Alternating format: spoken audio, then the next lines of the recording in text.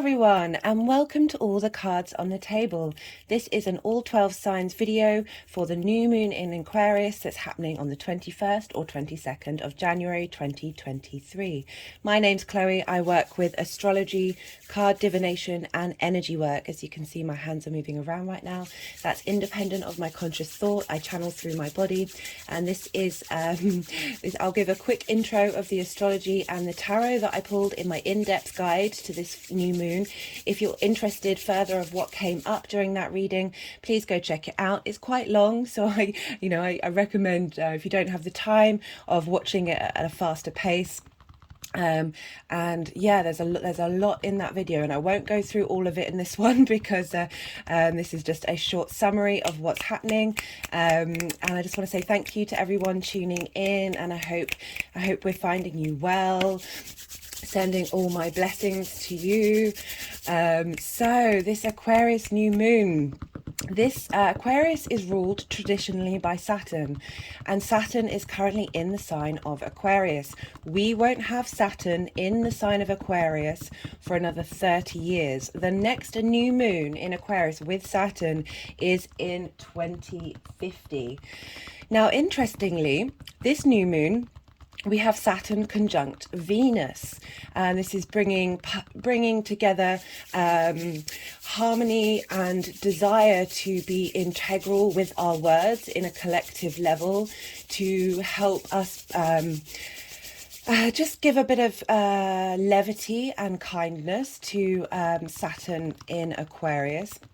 Aquarius is the final air sign. It's the collective air sign. It's also a fixed air sign. There's a certain stubbornness with all the fixed signs. They're very good at continuing what's been started by the cardinal signs, and Capricorn's a cardinal sign. So with Aquarius being the fixed air sign, this is about being holding true to your ideas, being able to have the strength to be the odd one out.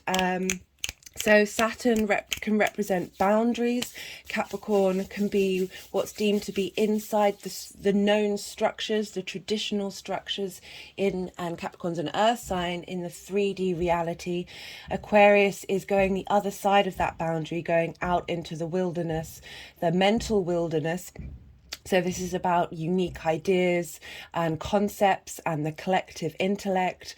And as I said, just that having that fixed energy gives you the strength to be able to stand tall and in your own autonomy with your ideas, as well as accepting other people's ideas.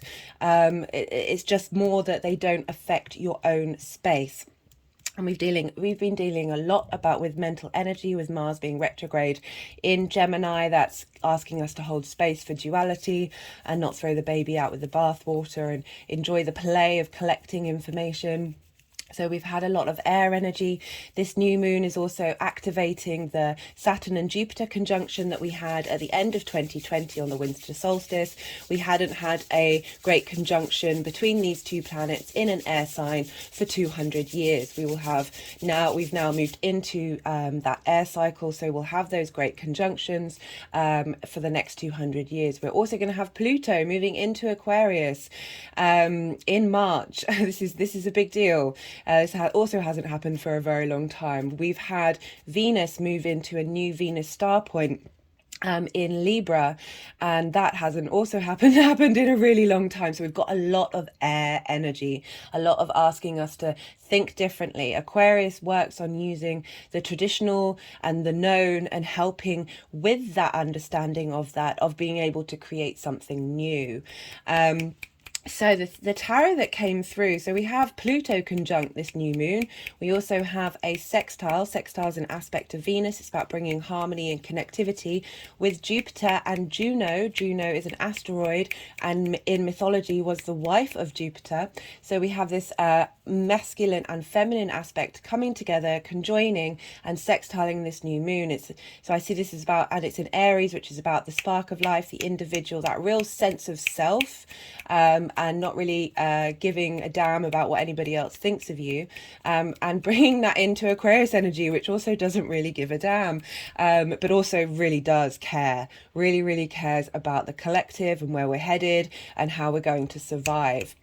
If you think about being on the outsides of society and in the unknown, you know, you're really going to have to think about how best to utilize your resources in order to survive if you're not in the comfort of society. And that brings me to a lot of the tarot that came up. So I feel like one of the most poignant cards that came up in that tarot spread was the Eight of Cups, and this is all about leaving something comfortable, leaving a situation and a space that you may think feels good and is good, but it isn't, and taking a journey to go up the mountain and go and really find yourself and really explore.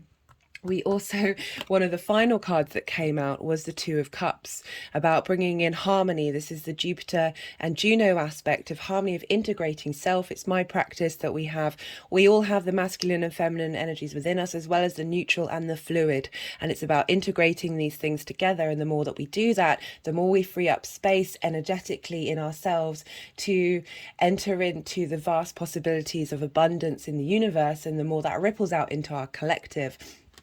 We also had 3 ace cards come up, which is quite something. This is showing us this is a new cycle that we're moving into, and a new beginning for so many different areas of our life, and how there's so much hope and aspiration in the aces. This is beautiful energy to have, of showing this is a new space where we're moving out of old paradigms. As I said, Pluto is going to be moving into Aquarius. I'll be doing a big video on that one. I've also done videos on the Mercury and Mars retrogrades going direct. Their energy is very poignant for this new moon, this first new moon of the year. This is the beginning of Chinese New Year. And we also pulled not only the star card, which is the Aquarius card, and the star card follows the tower card.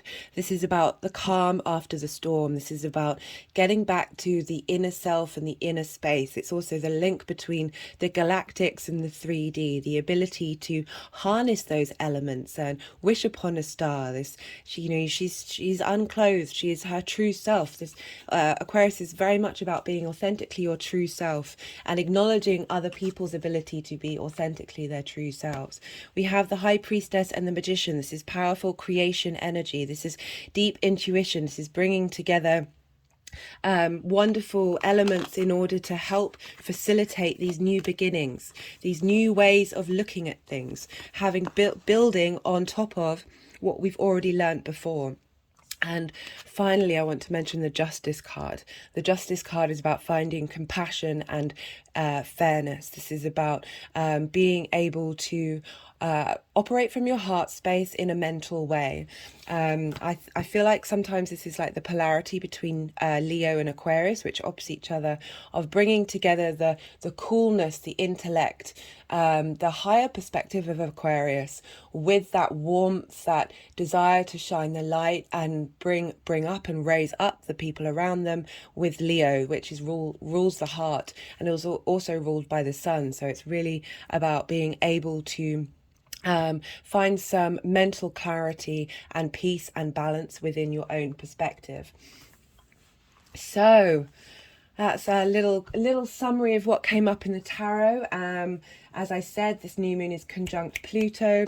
We pulled the Uberos card, which is very significant in a lot of traditions. It's a snake eating its own tail. It's this acknowledgement of we are the all within the one, and the one within the all. This is the Aquarian ability to be very steadfast in its own beliefs while holding space for others, and not wanting to other people and separate and have people out on the outside, because that is a space that Aquarius very much holds. There's a longevity to Saturnian energy. There's a sense of maturity. These things take a while. This new moon isn't asking us to see things straight away. This is long-term goals and ideals of what you really want to bring into your ability to think, and what ideas you want to hold on to. How do you want to absorb information and transform that into the collective intellect. And Pluto's all about transformation. It's very powerful magnetic energy in helping us release that that doesn't serve us, or integrate it, and realizing that everything out there in the world is also a part of us, and really asking you to look deep into your response mechanisms to other people and seeing whether you can find a part of yourself within that. As I said, Saturn that rules Aquarius is conjunct Venus, and this is helping us just find a real sense of harmony and playfulness to the Saturnian energy, this space of commitment, or committing to ideals that will help us in the long term and really foster uniqueness, and but while also asking us to be responsible and have integrity, but having the desire to do so. Now, I pulled this card for the main reading, but I didn't get a chance to read it because there was quite a lot going on, and I really want to read it to you now. This is from Rumi's Gift Oracle cards, and each card has a poem, and for my in-depth readings, I tend to read a poem. It's often a wonderful way of bringing together the ideas that come through in the reading. So, laughter. I was already born with a good sense of humour, but love has taught me to laugh in a different way. Now, like dawn, eager to embrace darkness, I laugh. Like a shell about to reveal its pearl, if you break me, I laugh. Laughing in triumph is the habit of the uncooked. Like gold turning red while being cooked in the fire of love, I laugh. If I have the sour face of ominous clouds, I am lightning right before the storm, bursting into laughter. I am a flower. I don't envy the tall cypress. I blossom. I look up and I laugh. How can an astronomer believe that Muhammad cut the moon in half? Let us laugh at ourselves and our beliefs, at the sun and at the moon. If you really know death, then learn from your teacher. Like death, laugh at the bubble of riches and fame. Laugh at this and also at that.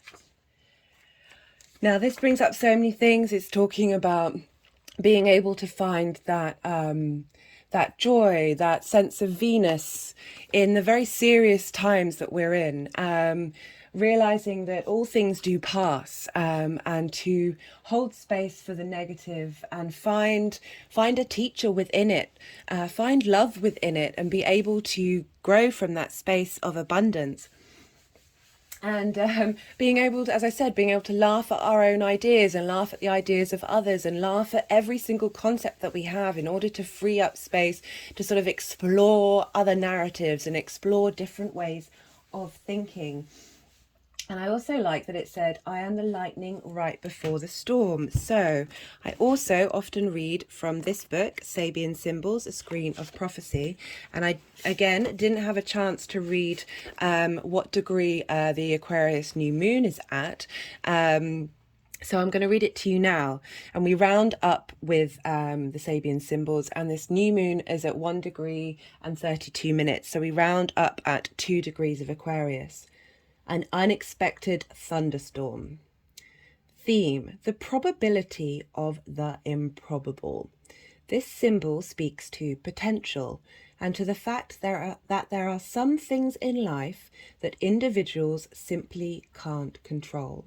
It also speaks to the natural inclination of all situations to eventually climax in one form or another. The image of an unexpected thunderstorm emphasizes the necessity that each individual develop a sensitivity to changing conditions and be consciously aware and responsible for his own role in the scheme of things. There are no accidents. Implicit in this symbol is the inclination of people in crisis to come together for mutual support. On a practical level, this symbol can indicate a buildup of tension that results in an unexpected drama or plans washing out. It can also indicate a crisis in some situation or relationship that results in a catharsis or cleaning. At its highest, this symbol represents the ability to take charge in confusing or highly charged situations and bring things to an orderly and profitable conclusion. Now, I like this unaffected thunderstorm, and we had lightning in the other poem. I really feel that this is this is asking us, there's so many things in the world that we can't control. There's so much going on that's really being exaggerated, with Pluto being the last degrees of Capricorn, that I feel that even though there's a sense of negativity about this degree, I feel it's linked to whatever is going to not work out, whatever plans that aren't able to manifest in their fruition is going to serve us in the long run. Because there is a sense of being able to be get in that flow space and being able to change, but also that things will come right in the end. The storm will pass. The storm will pass and the healing will begin. The Star card is also deeply about healing. And that brings me on to want to talk about, so I pulled up some charts that have aspects at these degrees, and one of the interesting one was Rasputin, and for those of you who don't know who he is, he was a Russian mystic that helped heal one of the Tsar's princes, also potentially helped bring about the revolution. But importantly, he had his sun at 1 degree of Aquarius, which is where the sun will be at this time. And what it was told that he was capable of doing was being able to heal through prayer. And I found this really interesting, because a lot of this has come up in my meditation about this early degrees of the Pluto of the Aquarius energy, because I'm going to do a long video on Pluto, that what does that look like in terms of technology, and how we move forward with the Aquarian energy. And I was thinking about air and fixed air. It's this sound, it's vibration, it's the ability to heal through sound.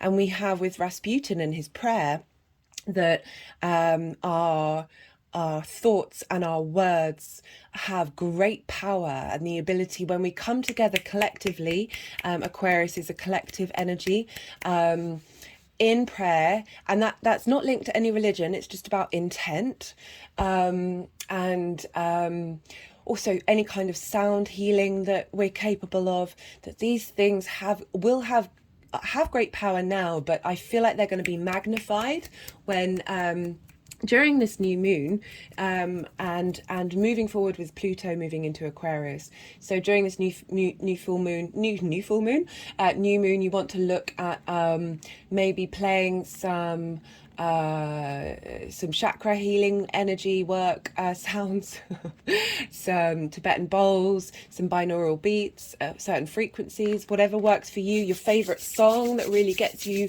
connected to the Aquarian collective mindset. I feel like these are all going to be really useful and powerful way of utilizing that air energy. We also have Sam Cooke, who was a singer, and one of his famous songs was called A Change Is Gonna Come, and this was all about civil rights movement and again, revolution, and that change, even if things feel really hard right now, even I pulled the 10 of Wands in the main reading. I'll see if I can find it.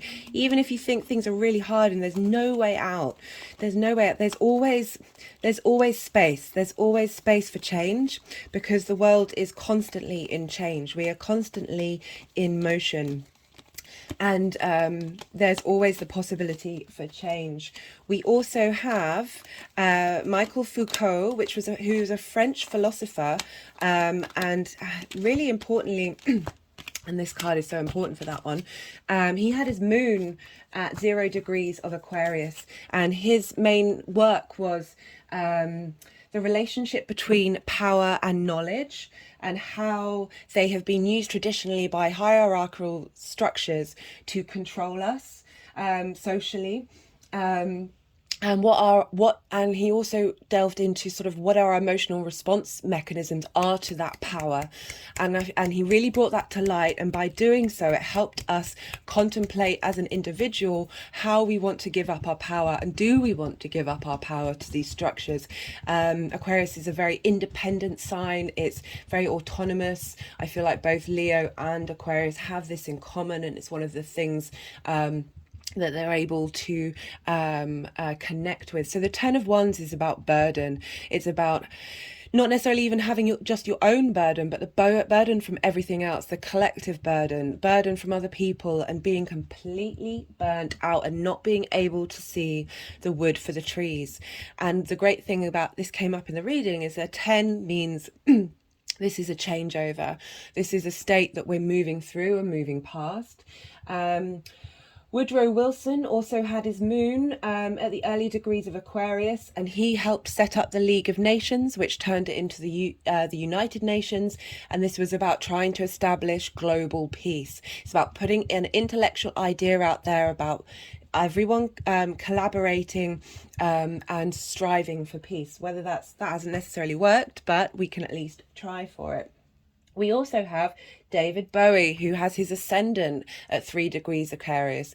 Ascendants, you tend to embody more and seem like you are that sign compared to your sun sign, which is more intellectually based. And he's very much the embodiment. He was called the Starman, ground control to Major Tom. He was incredibly changeable, but very fixed on the fact that he was bringing about a different perspective, bringing about new ideas in his embodied sense of being. And finally, we have Gloria Steinman, who has Saturn-Venus conjunction. And I think it's at very similar degrees to where Saturn and Venus will be conjunct during this new moon. And she really helped bring about the second wave of feminism. And this followed the first wave, which was focused on the right to vote. The second wave of feminism really focused on why there were hindrance for women in the workplace in terms of rights and the ability to have a sense of fairness in the dynamic with the rest of the world. The second wave feminism focused on of breaking down institutions and their structures in order to bring about a more balanced and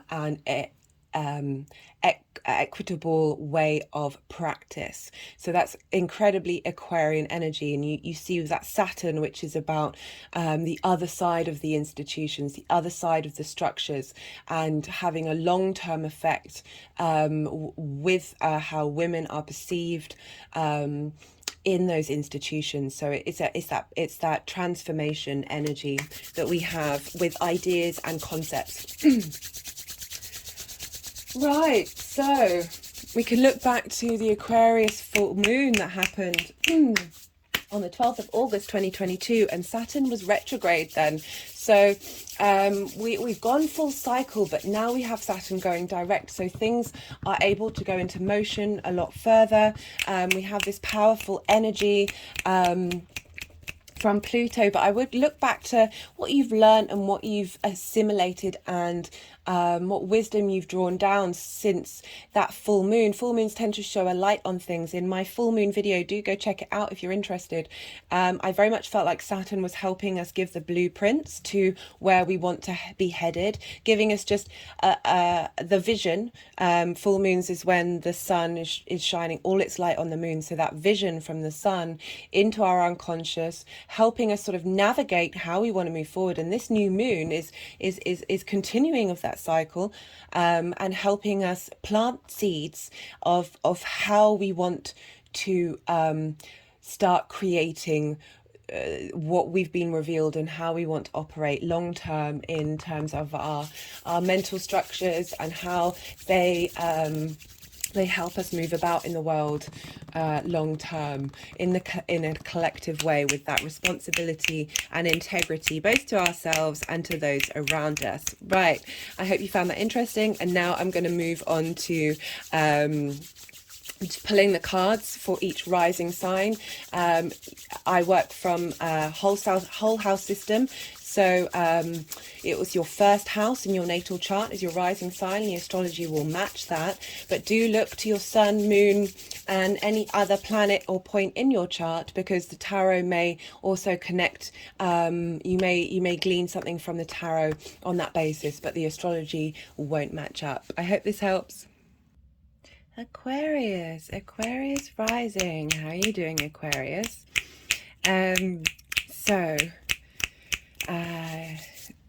This could sorry, I just got a little distracted. There was some birds tapping on the roof of my room. So this is happening in your first house. So I just wanted to say that this is for the astrology is for Aquarius rising. Any Aquarius sun, moon, or any other placements, do wait for the tarot to come through. It will still be relevant. But the astrology itself will be for Aquarius rising. So Aquarius rising, you have this happening in your first house. This is your house of your appearance, your body, your sense of self. This is how other people see you. This is your character. This is your house. This doesn't, everything that happens in this house is linked directly to you. You always hold this house with you. It's an angular house. So angular houses tend to turn up more in the 3D world, or have a bigger impact. The angular houses are very powerful houses. So this is an amazing new moon to happen in your first house. And as I said in the intro, we won't be having Saturn in Aquarius, and we won't have a new moon till 2050.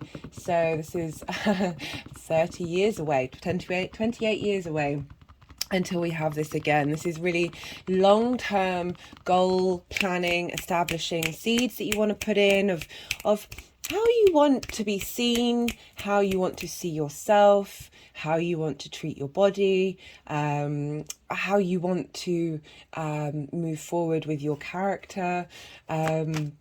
This is a very powerful new moon. This may be happening on your ascendant or near your ascendant, or if you've got any other personal planets in that house, it'll be super powerful.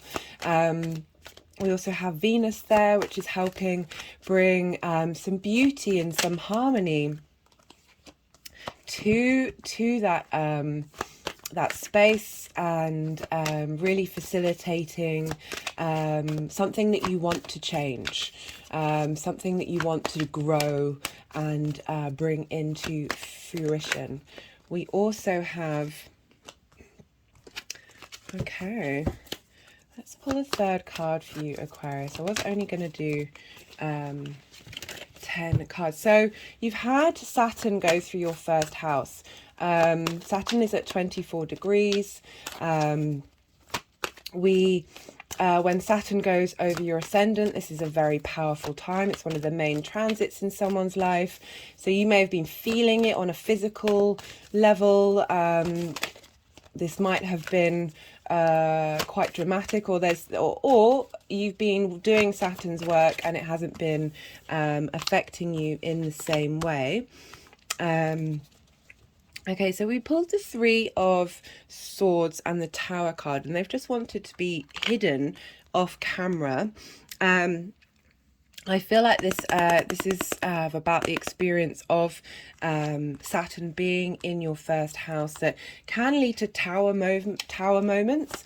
But the star, which I showed you in the intro, that came up during the main reading, is about the calm after the storm, and how this tower energy is about pulling down things that don't serve you anymore, helping you get back into line with your own sense of integrity, helping you reevaluate yourself and who you are. I've had Saturn go through my 7th house, so opposite to your first house, and it meant a lot of limitations and boundaries around my one-to-one relationships that may not have necessarily have felt good at the time, but in the long term, I've really, not even that long term because it's only been happening recently, but I came to realize very quickly that this was really helping me work out how I want my relationships to be long term. Okay, so we've just got the Seven of Cups come up. I'm just going to wait. I'm going to pull one card for the new moon. Okay, that's the card for the new moon. And we're going to have one card for how this energy is going to, the potential energy and how it's going to manifest long term.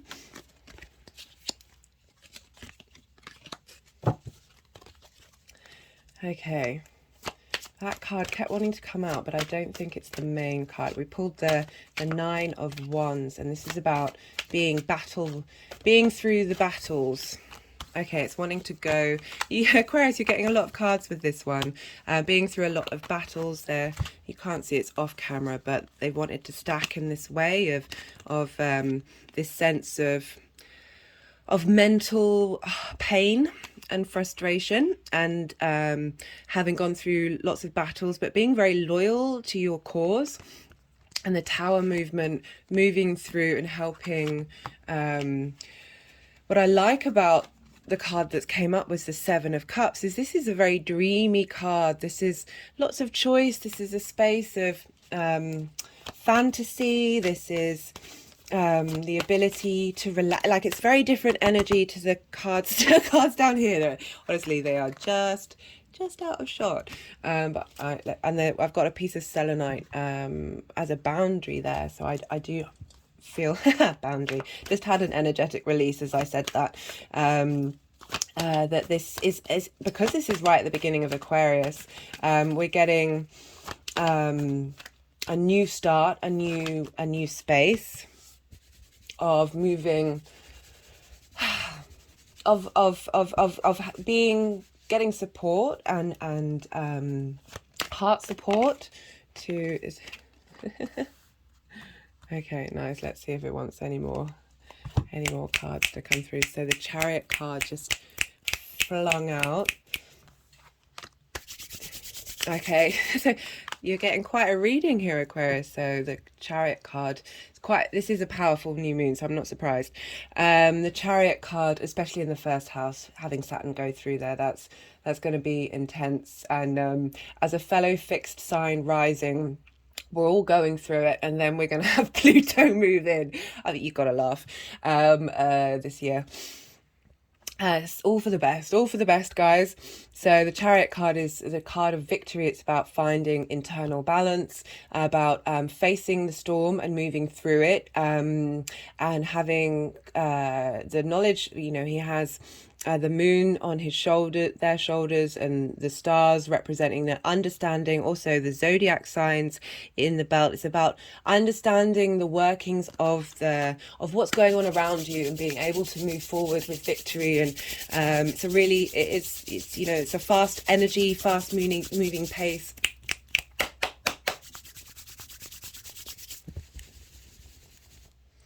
Right, let's see if we've got any cards like showing us what's going on in the future here. So we've had Pluto. I'm calling in Pluto because it's conjunct this new moon. Even though it's in Capricorn, which is also ruled by Saturn, you've had that go through your 12th house. So it's really helping transform and highlight. Let's see, is any more cards wanting to come out?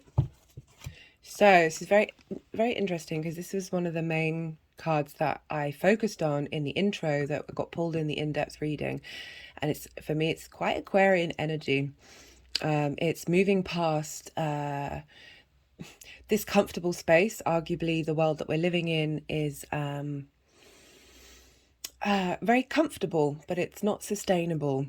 And being able to find the courage to get up and leave that space and go on an adventure, go to the mountain and really rediscover yourself. And we've also got the Seven of Cups, which, like I said, it's about options, it's about choice, it's about contemplating many different dreams and ideas, and not necessarily being able to make up your mind about them, but that might come about if we pull another card. But I really like that that's that space of contemplation, of imagination, of really being able just to relax and be able to have the space to dream.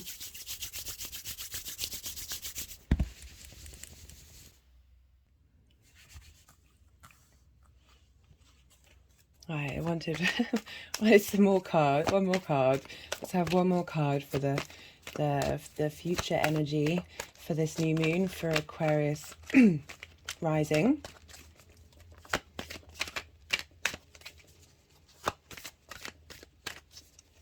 Yeah, you got a lot of cards there, Aquarius. I'll hold them all up at the end. I'm also going to pull the main theme card from the numerology deck. We also have this lovely sextile with Jupiter and Juno in Aries. And you have that in your third house, which is your house of sort of short distance travel, communication. It's the things you do on a regular basis, and how you go and interact in the outside world on a daily basis. It's also the house of the goddess. It's the house of ritual and bringing meaning and contemplation into into your daily practice. So the final card that we have is the Magician card, and that's quite that's powerful energy after these arguably well, not arguably, but quite intense energy. Don't know if you can see there the intense energy that we have with these cards. and with the Chariot coming up, and helping move forwards, in order for you to have this space to be able to have the space to go on this journey and the space to contemplate. And then we have with the future energy is being able to create from this space. Okay, so maybe this is a fast-moving journey that you're going on that's going to help you get to that space quickly. So, like, good time to put down intentions of what and dream. Spend some time contemplating, even if you feel like this, even if you're still potentially in this space. Give yourself the opportunity to if you see all these clouds here representing, I mean, it's also a space of illusion, but that's where a lot of unique ideas can come from. So let's get a main theme. Ooh.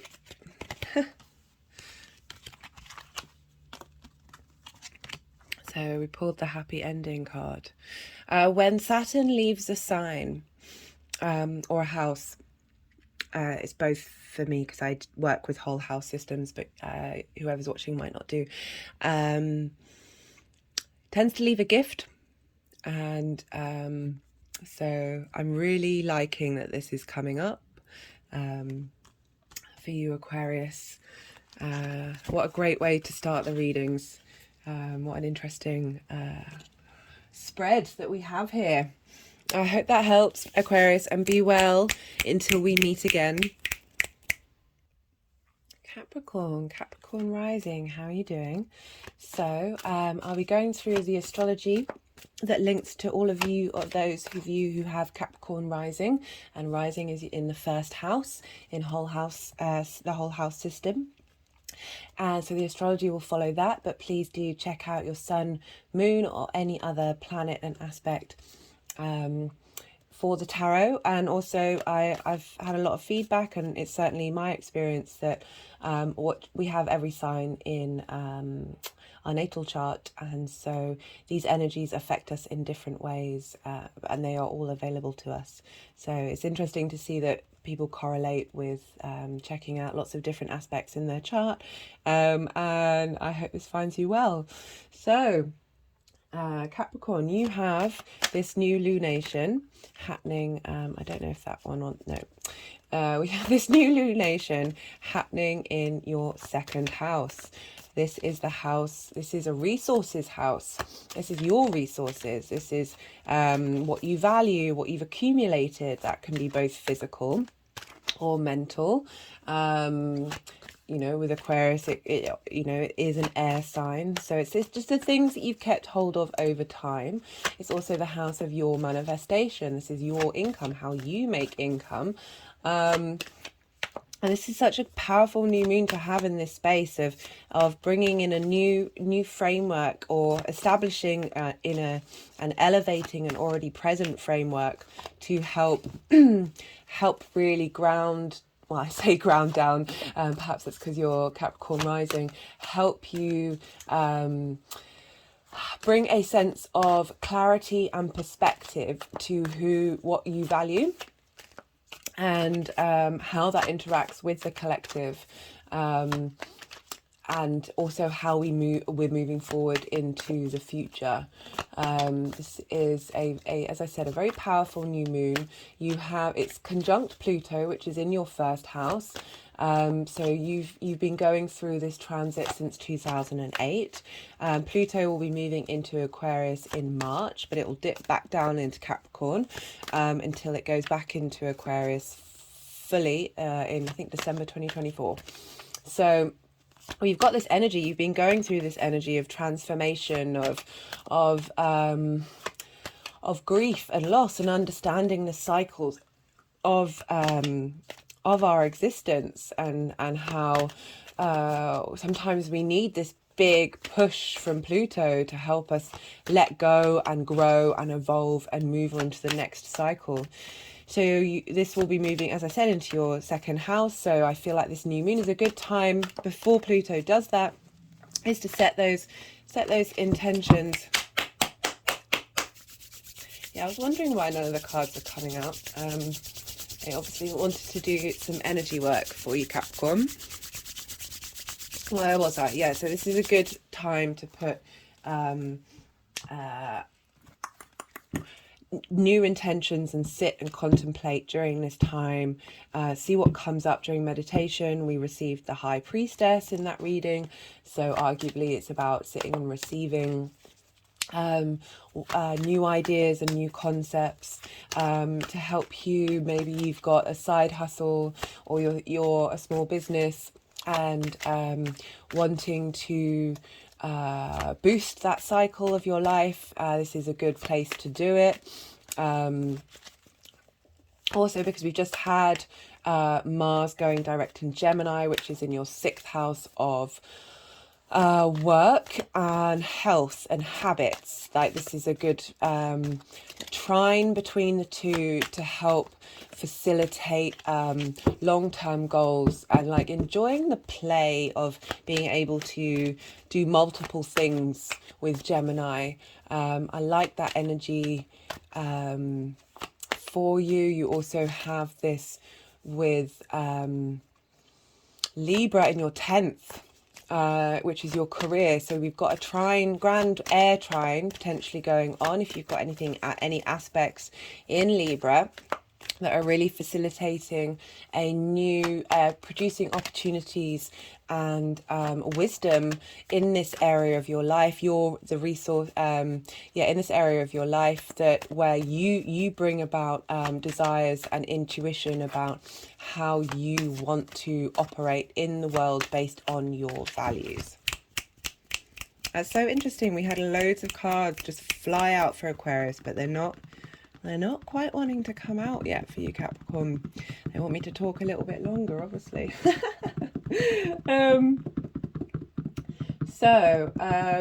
As I said, we've got Pluto in your first house. So this is this transformative energy that you can bring about your sense of self and who you are and how others see you, feeding into this second house, which is great. And really, as I said, grounding energy from Pluto is so powerful to help bring these thoughts and ideas into existence. In particular, because with all the earth risings, you have earth signs in your house of creativity. So that's being able to physically manifest the tangible, interacting with the resources of earth in order to bring about this dynamism. We've also got Mercury going direct. I've done a video in your first house with this in conjunct with Mars and Gemini, which is spinning lots of plates but new perspectives. I feel like this balance of earth and air is really important, particularly because Saturn rules both an earth sign and an air sign. So learning to bring these two elements together is really beneficial. Are we going to get any cards for you, Capricorn? We also have Juno and Jupiter sextiling this new moon in Aries, which is in your 4th house, so it's squaring your 1st house. Square is an aspect of Mars. This can bring about friction that can manifest in the 3D world and create. It's can be an incredibly powerful energy. And it can also bring about conflict, but conflict energy that makes us look within ourselves, makes us understand what it is that we want to get in, what we want to battle for, and either vibration with this perspective, because we have this sextile between Aquarius and Aries, which is an aspect of Venus, which is about bringing people together. This is about desire and harmony and pleasure.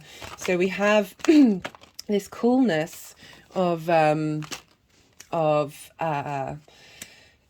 Aquarian energy, with the heat being drawn in from Jupiter and Juno, and bringing about this unification of commitment to your own internal wisdom, balancing out the masculine and the feminine, helping us integrate and move forward with that. Let's see if there's anything else. No, there's so we've got the 2 of Wands, we've got the 7 of Pentacles, and we've got the Queen of Swords. Loving the Queen of Swords come up for Aquarius. So we have the 7 of Pentacles.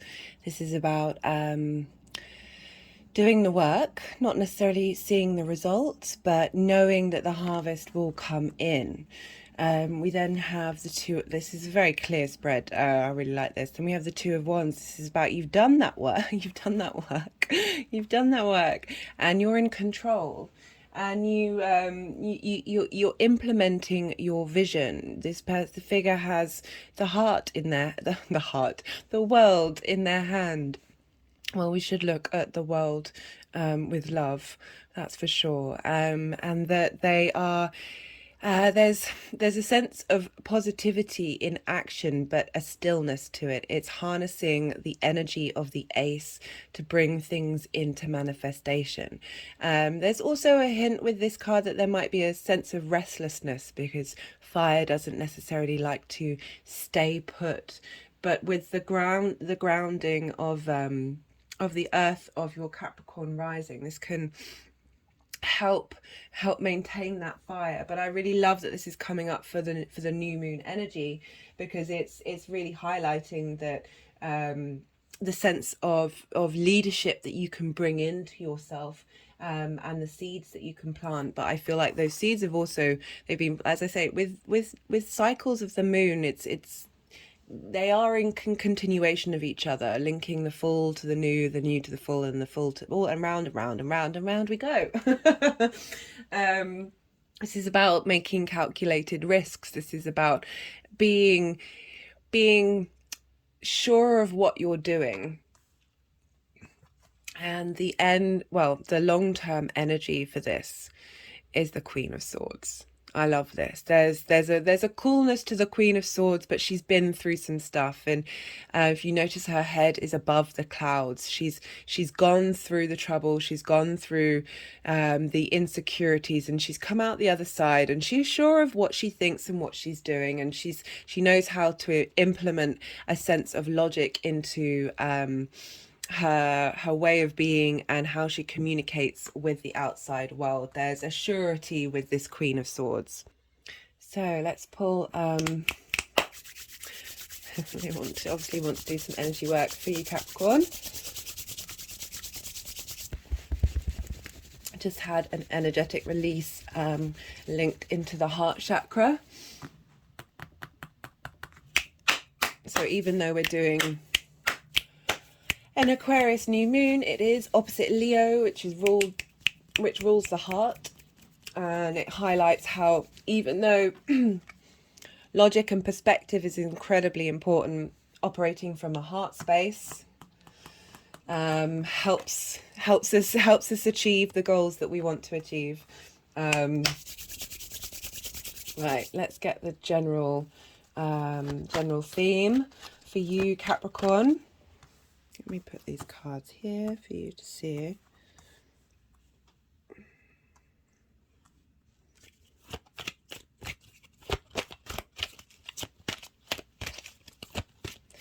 And yeah, no, I'm ooh.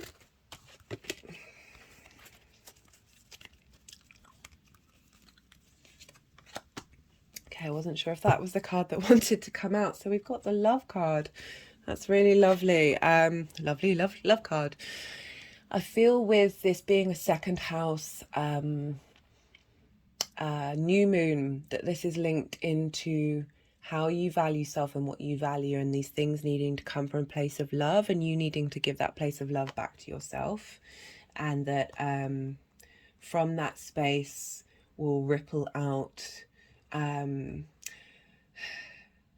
I don't like saying the phrase law of attraction, because I feel like it's not always, there are other elements that need to be at play for that to become manifest, but love is such a powerful part of that. Loving every single part of yourself, even the shadow, integrating all of those things, and getting to understand those parts of yourself, particularly with Pluto having gone through your first house. You would have gone through quite a lot of that energy already, and from that space of understanding, being able to, through due diligence and planning and harnessing that energy, of that fire energy within, that fire for yourself, you're able to then use that force that you've linked to you. It's your resource. It's what a powerful resource that is. And having, just a beautiful, that unique Aquarian energy of utilizing everything that's come before and being able to radicalize in most harmony. I love that in the main reading the Two of Cups came out, this love energy, this you've got Juno and Jupiter in your fourth house, finding that union, that connection, that integration in your private life and home, that is feeding into how you value yourself.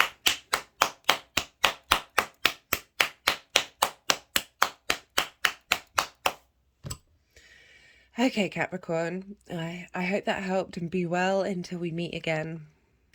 Sagittarius rising.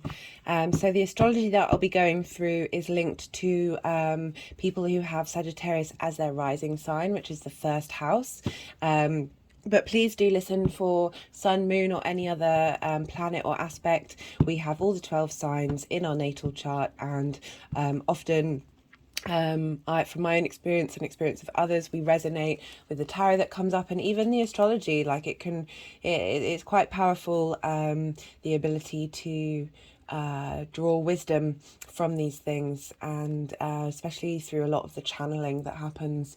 Anyway, so Sagittarius rising, we have this lunation happening in your third house. This is a problem solving house. This is your day-to-day. This is how you go about in the world, what regular things you do on a day-to-day. It's all about communication, and that can be in terms of travel as well. It represents short distance travel. It's also traditionally the house of the goddess. It's opposite the ninth house. It's about drawing in your big picture philosophies into your third house, which is your day-to-day, through ritual. It's about putting meaning into the day-to-day. So this is a great new moon to have.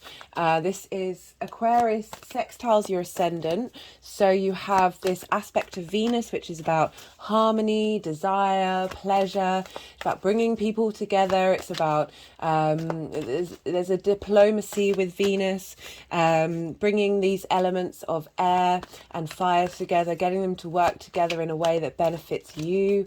So with this sextile to your first house, which is, you know, your body, your appearance, it's your house, it's how other people see you. It's also how like your sun operates, it's the lens through which it operates in the world. So we have this lovely harmonious aspect with this new moon about you being able to plant new seeds, like about how the collective energy. Aquarius is a very social energy, even if it can be quite emotionally detached. I say that as someone who has an Aquarius moon, but this is about reevaluating or re-establishing or renewing the sense of how you want to interact in your day-to-day, and what sort of community you want to do that in. This is a great time for establishing, let's see if they wanted that one through. No. Yeah, okay. A great time for sort of establishing new ideas into how you go about your day to day. As I said, this is such an important house. This is where we can help expand into the outside world, you know, from how we are with other people in our day-to-day, how we interact, how we treat ourselves in our day-to-day. Sometimes we kind of let that side of ourselves slide, and I feel like it's a really important place to bring, as I said, that meaning and ritual into the day-to-day. So with the Aquarian energy, what does that look like? Especially with Pluto conjunct that, it's about bringing through your values that you've had with Pluto go through your second house, that transformational of your sense of what you value and your how you manifest in the world, and bringing that into the third house in your community, in your day-to-day, helping bring a coolness and a perspective, and also a collective way of going about your daily rituals. Like it could just be about upping your game in the recycling, or thinking about new ideas of how to sorry, it's just my I've got my hand in a fist banging on my heart chakra. And moving up to the throat chakra again, this third house is linked to communication. Being able to communicate the ideas that you have that flow through that Aquarian energy to other people. It's a great space of sharing your ideals on a day-to-day basis. But we have, as I said, we've got Pluto conjunct it in with your second house energy, and we've also got Jupiter and Juno in Aries, which is in your fifth house of creativity, which is trining your first house. And a trine is an aspect of Jupiter, so it's about bringing about opportunities for wisdom and a space of abundance. Funneling that creative energy into your first house and your sense of self, and also sextiling. So we've got two sextiles and a trine, which is, it may not be that things come about in a concrete way. We don't have a square aspect here, which is a Mars aspect, but because this is a problem-solving house, the third house, this is helping you navigate your day-to-day in a more collective way. It's also the house of small courses. It's not necessarily about I don't like the name higher education, but it's where you're going to finally master something at quite a high level, is the ninth house. So the cards that we've pulled are the Queen of Pentacles in reverse. We've got the Eight of Pentacles. In my practice, when a card is is neither reverse nor upright, it's that in between space, and it yeah. So it's not quite the meanings of either. It's in a transition phase, and then we have the King of Wands. So with these cards, I feel like it could be linked into wanting to expand and grow. We have the Eight of Pentacles, which is linked to apprenticeship, but on the way to mastery. So it's about enjoying the work that you're doing, taking the skills that you're doing and honing your craft, really enjoying that process of honing your craft, and as I said, taking great pleasure from it. I'm liking that we've got this creative energy feeding into your day. Maybe there's a course that you've wanted to go on, that you, with this Queen of Pentacles in reverse, it feels like not quite being able to make the decision in the 3D world of being able to take your own advice. The Queen of Pentacles is she's good at helping us understand and give ourselves advice. And if it's internal, sometimes that can be about within and your own internal dialogue, that it could have been that you haven't quite made that leap to put something into 3D manifestation, that this is really helping you take that step to go into apprenticeship and practice things on a day-to-day. But then we link back into the third house being the house of the goddess, and the house of putting meaning into ritual in your day-to-day, like really learning to craft meaning and tangible connections to spiritual existence and the cycles of life in that 3D sense, the earth mother, the earth goddess, and helping you take pleasure in the things that you need to do on a day-to-day basis, that give you a sense of growth and fulfillment and inspiration. We have the King of Wands here, which is the final card of really being in dominion of what inspires you, what helps get you going, what helps feed into those creative juices to get that spark of life in your day-to-day routine really motivated. And as I said, I really find the third house helps funnel out into the rest of the chart and really give us a bigger perspective on our day-to-day. Sorry, so the postman's just arrived. A message has come through. Apologies about that, Sad. But I love that we've got the King of Wands. This is about having real strength in your sense of courage and your internal passion, and how, as I was just talking about the third house, I've already mentioned that, how I feel this is the ripple on effect, and with these during this time, it's for all of us, because it's a new moon, but in particularly because we're dealing with the problem solving house, which isn't necessarily manifesting in the 3D. It's about helping establish long-term goals that can help lead to this connection that will stimulate your drive and your motivation and your passion for life, with Jupiter going through your fifth. I really like that, and how that can nearly all the cards have fallen on the table.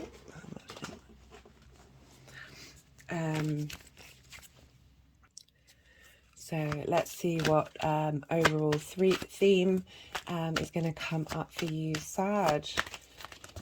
And particularly because your ascendant is ruled by Jupiter, that I feel that this Jupiter energy is coming up. And Jupiter's all about wisdom. It's also opportunity. And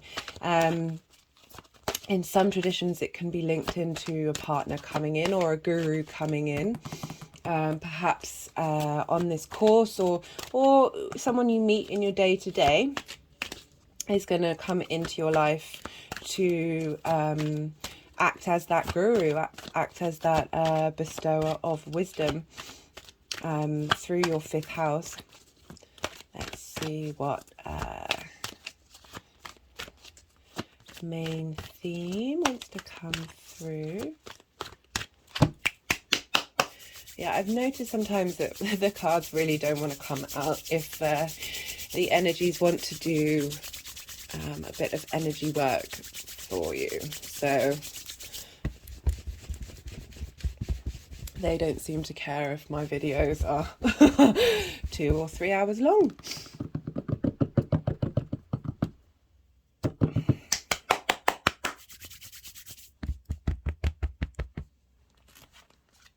But if you've got any stories to tell me about what effect Jupiter's having in your 5th house, I'd love to hear it.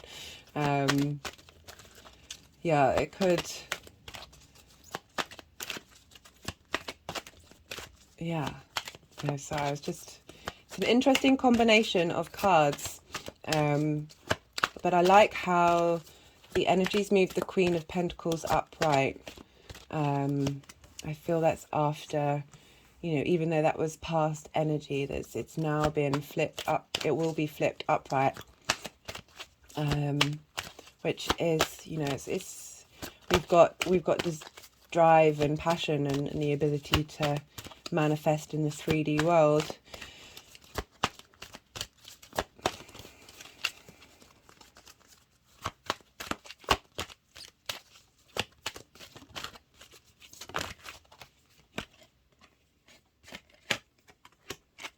Okay, we've got environment.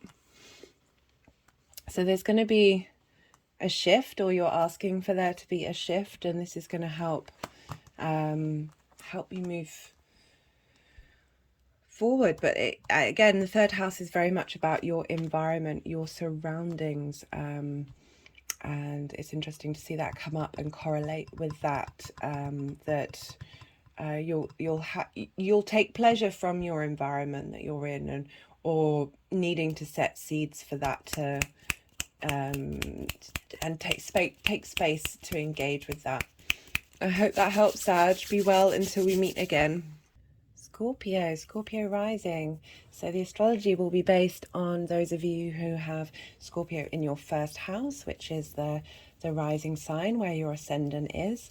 But for all of those of you who have any Scorpio placements, or, you know, we've all got a Scorpio energy in our natal chart, the information that comes through can still be useful and can still resonate. So Scorpio rising.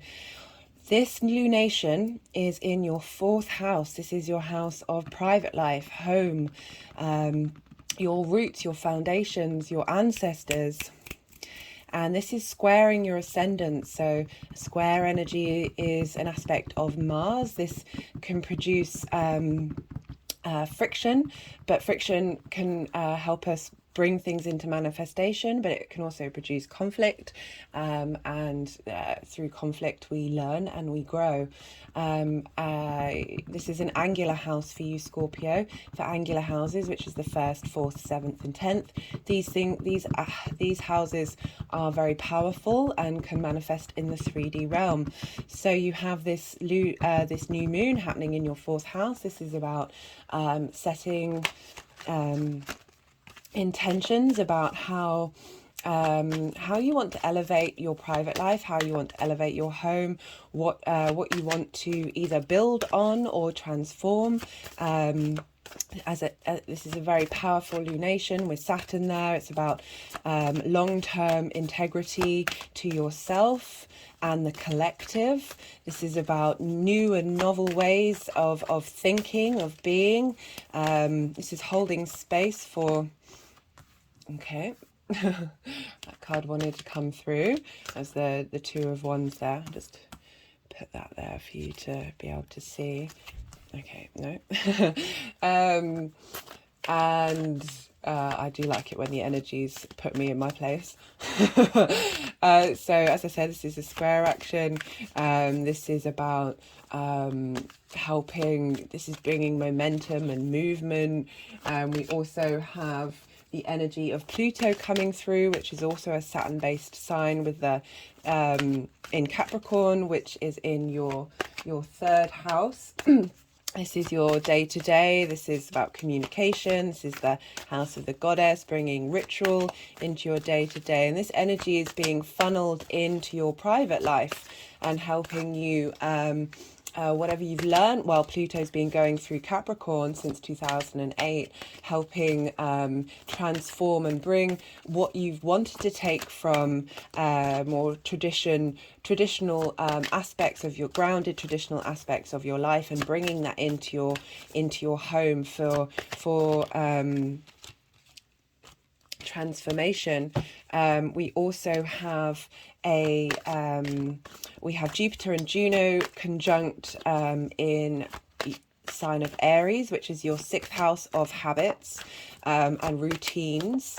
This is about health and work. It's about doing the daily things that help survive and give you drive, and helping you integrate and bring about a sense of commitment, which is Juno, and wisdom, which is Jupiter, that internal wisdom, gathering space, and sextiling which is an aspect of Venus, which is about harmony and devotion and desire, bringing transformation and these new seeds that you plant in Aquarius, and helping bring in that harnessing energy of how that gets applied in the 6th house, and how your long-term habits and sense of self, with that 6th house being Aries, that warrior energy that you have in the 6th house, how that's helping facilitate new growth in your 4th house of your home.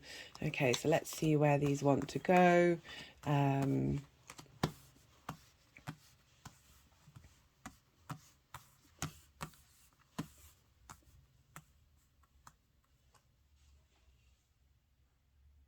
So we have the 7 of Cups, which is all about choice. It's about contemplation of lots of different things. It's the freedom to dream and wonder, but there's also the sense of this inability to move forward and make progress and have an outcome come about.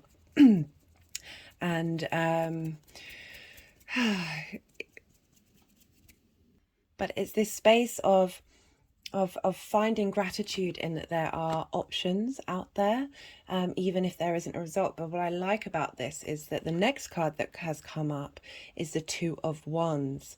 Now, this is all about having made careful planning.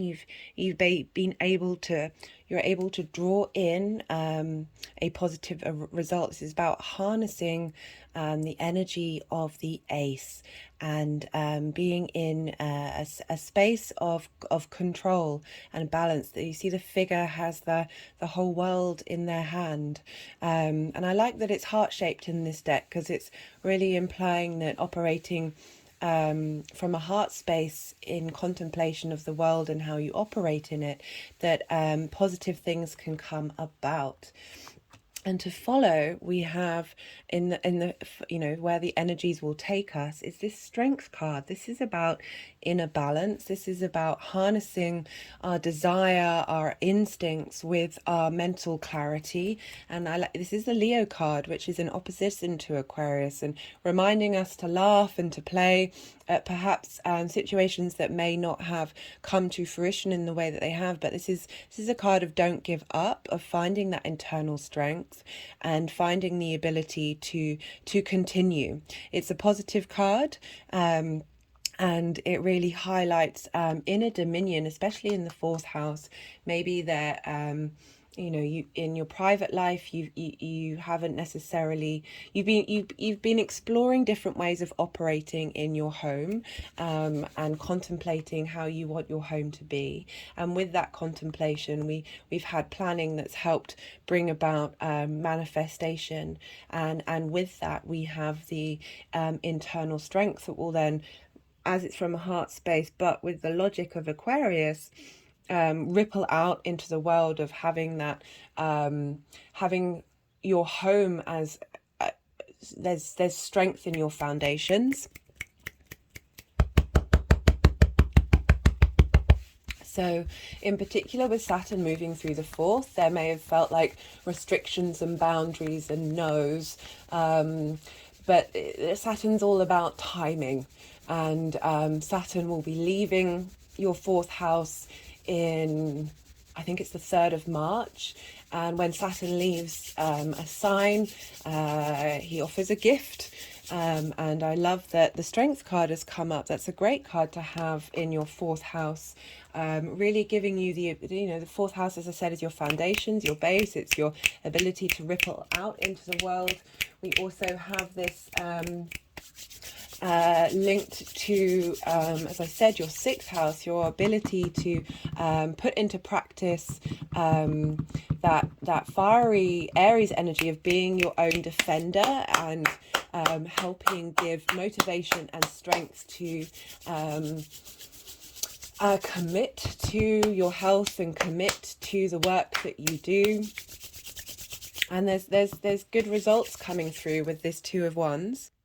These cards aren't necessarily cards of immediate action, that things will manifest quickly. As I said, this new moon is a long-term planning. But it really shows that the work that you've been doing is funneling into the present now, and the seeds that you plant now, and the wishes that you and the intentions that you set are grounded in a space that, as I said, brings about internal strength. So that there's good foundations being laid here. There's also a sense of radicalism in uniqueness and thinking outside of the box with having Aquarius in your fourth house. You may have very unique ways of being in your private life and how your home is, and having a space of bringing about different ideas and engagement. And as I said, Aquarius is sort of operates outside of traditions, but uses that which it finds useful in those traditions, and then bringing them forth into a more star-like I love that manifestation just popped out. And that's great that it's linked to this. Well, linked to all of these cards. Let me just put them all together here and hold this one up. That this manifestation energy is pouring through, hopefully creating a sense, because we've got a 2 here, a sense of balance in the home, this ability to make decisions based on your Aquarian energy of holding space for lots of different ideas, and not throwing anything out until they've been tried and tested. Like your ability to make change helps with this manifestation energy, in particular with the sextile in Aries. That there's a sense of responsibility there that's coming through, as well as the ability to dream, make these dreams that you may have had for your home life come into fruition. I love this for you, Scorpio. I hope this helps, and be well until we meet again. Libra rising. So the astrology that I will talk about is linked for those of you who are watching who have Libra in your first house. This is your rising sign. This is you, the sense of self, and the astrology will match that. But also for all of you, those who have other placements like Sun, Moon, or anything else, even if you don't have placements, we all have this energy in our natal chart, and the things that may come through may feel very relevant, despite the fact that the astrology is based on the rising sign. So Libra, we have this lunation happening in your 5th house. This is your house of creativity. This is creation energy. This is a place where you get amusement from, and fun and play. And this is a house of resources. So this is your creative energy, the resources that you have with your creation energy. That being creative can manifest in many different ways. And with with it being an air sign and fixed sign, it's being able to contemplate and explore and utilize that Aquarian energy, that breaking away from traditions. And it's a great house to have, great sign to have in creation energy. It helps you think outside of the box, helps you operate in a unique way. That's also a collective sign. It's the final air sign. So the things that come about in that house for you have a collective energy of moving forward into the future, of wishing on a star, of finding a strength, a tenaciousness in your ideas and how you want to apply them. So, as I said, this is trining your first house. It's your body, your sense of self. It's your house, the first house. It's how your sun it operates in the world. And trine is an aspect of Jupiter, which brings about opportunities and wisdom. Not necessarily taking action, but contemplation and understanding. Funneling into your creative energy from yourself, that balance, that harmony. We also have Libra, who rules your first house in the sign with Saturn. So this is really helping you focus on what your values are long term and in your desire for harmony collectively. We also have Pluto in your 4th house, which is your house of foundations, your private life, your home, your ancestors. And this is helping bring in that energy from Pluto to help facilitate your creative energy. So your private life, your home, like how is that space and how does that work for you in a creative way? How does it help you manifest the ideas that you're putting through with your creative energy? We also have Jupiter and Juno. I'm just pausing for a second and letting get this energy out in order to shuffle some more cards. So we also have, so the 7 of Pentacles. Just wanted to, so when the cards have gone down here during the readings, you can't see they're off screen. It's kind of implying what's kind of what you've been going through.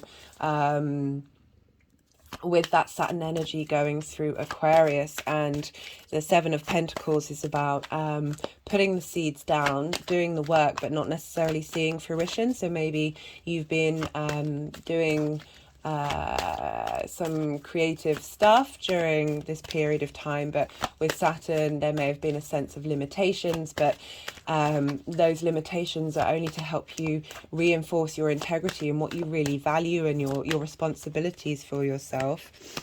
During this time period, we've also just, the card that just flew out there was the 7 of Swords. I'll hold them up because but they're both in reverse, so I wonder if it's internal. The 7 of Swords, I see it as, so there's this figure who's running away with these swords. He's taken them from another encampment in order to help win the battle. And I've seen that card come up and connected to it in a way that you haven't necessarily had all the resources that you've needed during this time. Again, that can be linked to Saturn in that house, providing restrictions. And sometimes when we don't have the resources that we think we need, we adapt and we find the resources that are truly matter and that are truly important. If you see, there's still 2 swords there that he hasn't been able to carry. That those things, it may have highlighted, what it is that really matters to you in that area of your life. Where was I? What was I talking about? Oh yeah, I was talking about Saturn in that house, helping you really get into long-term goals of what really matters to you, and that those restrictions or boundaries or no's that have come up are for your benefit in the long term. Having a Saturn ruled sign in your 5th house tends to mean that these things take a while to mature, that that creative energy might have felt frustrated, but with the Saturn moving through this space, that interestingly, so the Aquarian energy that came through, there were a lot of cards that wanted to come through, and you're both air signs. So I wonder what will happen with Gemini. So we've got the Four of Swords here, but in reverse. This means that you've been through a space of stagnation, potentially, or needing rest, needing to recoup. And with the Four of Swords in reverse, it's about going back out into the outside world, or going back into your mental space. Oh, just had an energy release then, with renewed restoration. In the traditional Rider-Waite, you see here, it's quite a cosmic poster that this figure has on their wall. But in the traditional Rider-Waite, it's stained glass windows, implying that you're resting in the house of the universe, or God, however you want to phrase it. That even though you're resting, you are being nourished by the energy of the universe in order for the right time to come up for you to get out of bed, figuratively or literally, and start to move forward again. So yeah, Saturn will be leaving Aquarius on the 3rd of March, and when Saturn leaves a sign, it tends to leave a gift. So something may come up around that time that helps propel these new seeds that you've planted forward. We also have Jupiter and Juno in Aries, which is in your 7th house of intimate relationships. So this energy is quite powerful. It's sextiling your creative energy. This will be bringing helping establish, bringing in that fun energy into your one-to-one relationships. With Jupiter and Juno combining, especially in the 7th house, which is the house of the other, as well as intimate relationships, it could be linked more into partnership and really establishing commitment. And Jupiter represents wisdom, but also opportunities. It's about expansion. It's about elevation of self. So helping bring those aspects into your one-to-one relationships. And helping that being funneled with that sense of fun, of being able to integrate that Aquarian energy into so the guru just came through, and that can be big Jupiter energy, and that sense of mastering wisdom and being able to put that out into the 3D world.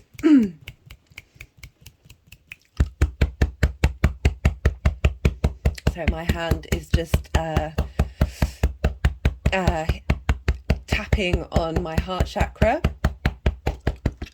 and there's just had an energetic release, and the throat chakra. Oh, and another one. So the ability to communicate. Aries is an air. Aquarius is an air sign, and so linked into our ability to communicate. The Tower just came out, so that's let's see if that one wants to be upright. Yeah. Okay. So we have the Tower card in reverse for the energy leading up to this. So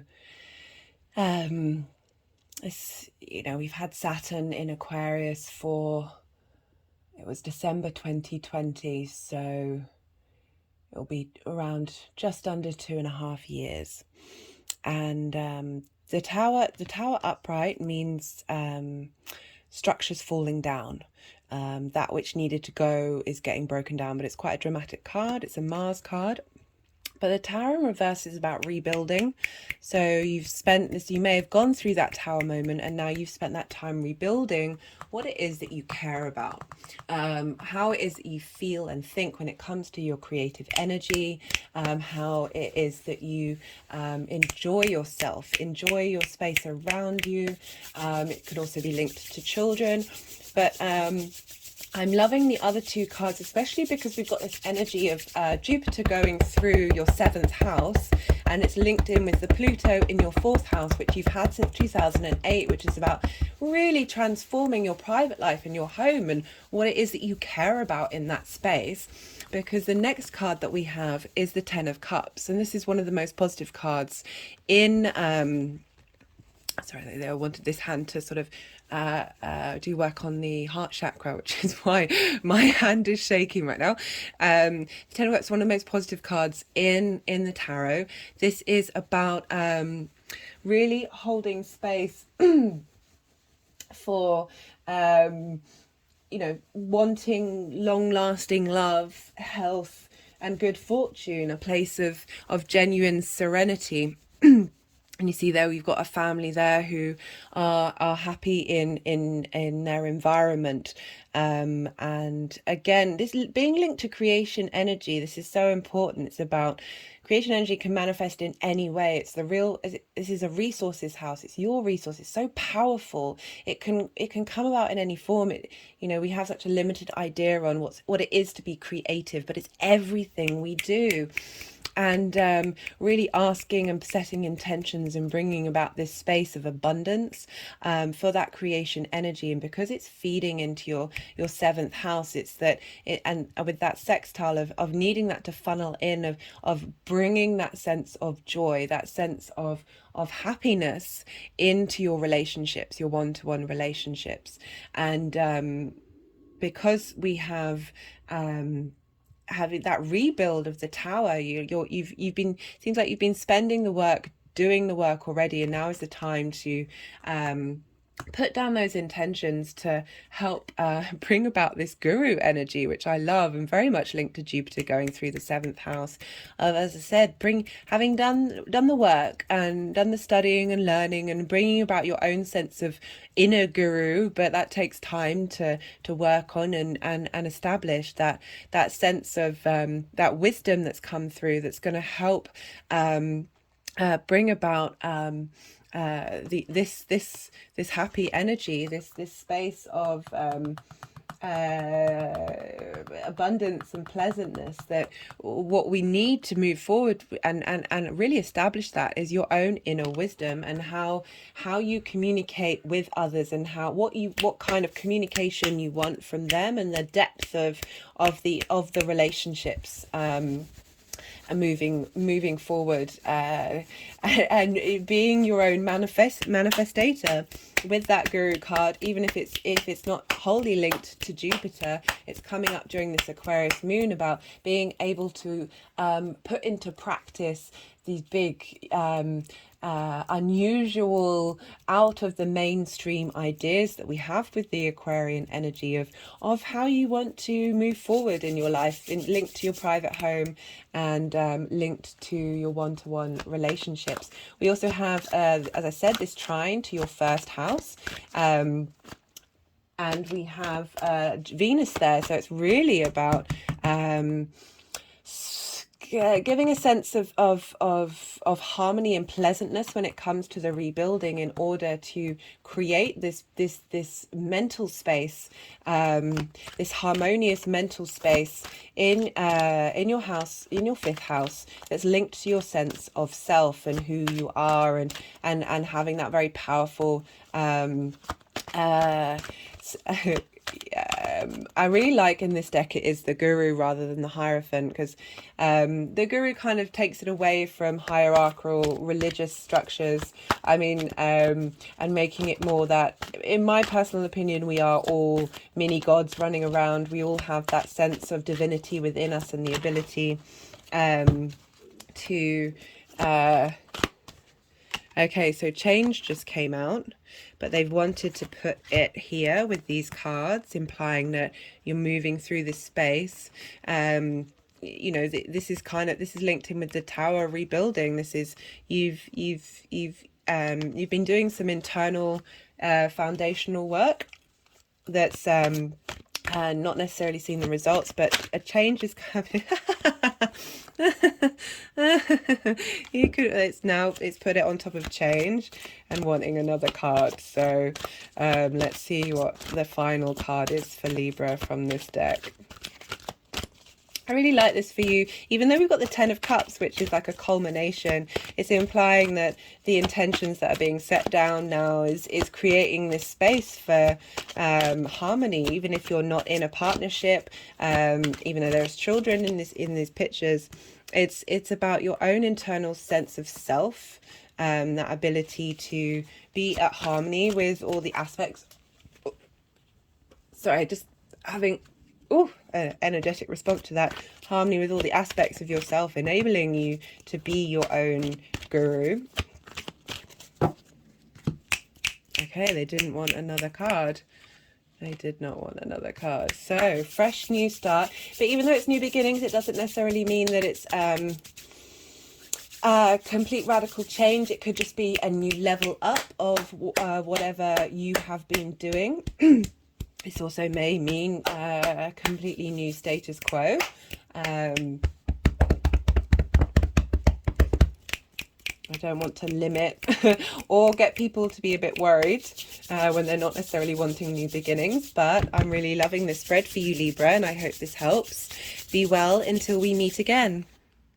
Virgo rising. So the astrology that I'll talk about will be linked to those of you watching who have Virgo in your first house. This is your rising sign where your ascendant is.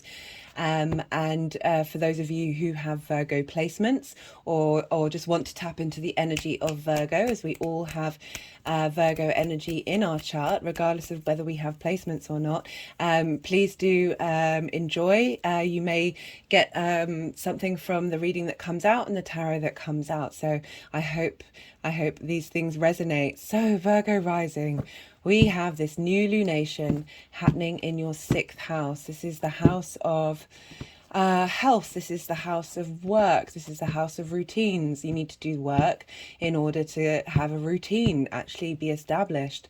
This is about how you make money, but isn't necessary in order to survive, rather than your sense of life purpose, which is more the 10th house. So having Aquarius in the 6th house, you may have been able to, and Saturn's been going through there since December 2020, that you may have been being able to, and Saturn going through the 6th is a great transit to have, because Saturn's about integrity and long-term change. So being able to really tap into the collective energy that's about things that are not necessarily mainstream, that you've been able to apply to your routines and how you take care of yourself and your health, and having that ability to, as I say, tap into these things to help give a sense of longevity and strength to that house. So this new moon is great for reinforcing your practices that you may have already put in place. I've certainly found when Saturn's moving towards the end of a transit, that you start to be able to put things into practice that you've learned at the beginning of the transit. And because Saturn will be at 24 degrees, we're quite far into the transit, and he'll be leaving on the 3rd of March. And often when a planet leaves a sign, they give a gift. And yeah, it feels like you might have been putting in the work already. That's certainly the energy I've been getting from a lot of the readings that I've done for the other signs, that work's been done, and now this is helping set intentions from everything that we've learned already, to really help propel us move forward. So it's a matter of either setting new intentions based on what you've already learned, or finally setting those intentions that really you haven't quite focused on, and you need to draw attention to in terms of your health and the way that you go about work, and how you want that to look like for the next I don't want to say 30 years. That seems like a long time. But that is the next time when we'll have Saturn in the sign of Aquarius and have a new moon there. I don't want to diminish any future new moons with Aquarius, but they'll certainly have different flavors. So we also have Venus there, and she's bringing about harmony into this space, and bringing about desire, and bringing about desire to do the work. The 6th house is a problem-solving house. Mars really likes being in this house. Mars likes getting things done, but Mars isn't here. But I feel Saturn has a similar energy to Mars, but it's just more long-term. and it may take a while to mature. But yeah, with all Saturn ruled signs, things take a while to kick into gear. So depending on where you're at in your life, it may feel more like frustrations and restrictions. But whatever restrictions and limitations that have come up during this time period, and they are to help you understand what it really is that you need, and where you want to put your integrity and your responsibility into yourself. It might have been that you've been trying lots of different things and not all of them work, but trying is especially this sense of exploration that we have with Aquarius is really important. I said in my intro about sound being very useful at this time. I feel that especially for you Virgo risings, because you have this in your 6th house of health, that playing a lot of healing sounds during this time will be incredibly beneficial in the lead up and afterwards with this new moon. So this is the 6th house is in conjunct your rising sign, and in conjuncts are about they don't, so Virgo and I almost forgot which sign I was talking about. Aquarius don't have a lot of things in common, so they struggle sometimes to see eye to eye. And let's just see what's going on here. They struggle to see eye to eye. But it helps us bring, and this friction helps us bring about new perspectives and be able to see things that we might not have been able to see before. And also your 1st house, you don't necessarily, it's who you are. We really struggle doing bringing integrity into our daily habits. You know, everyone struggles around New Year's resolutions. This would be a really good time to reevaluate and reset your New Year's resolutions, because often we link those into health and being a bit better to this human body that we're in. We also have Pluto that's feeding the energy of your 5th house, which is your creation energy house, and you've been having that transit since 2008, so you would have learned a lot about what it is that you want to create and what it is that you've let go during that time, and how you're feeding that creation energy, that motivation, that amusement that we get from the 5th house into the 6th house, which can be quite a difficult house for us to connect to.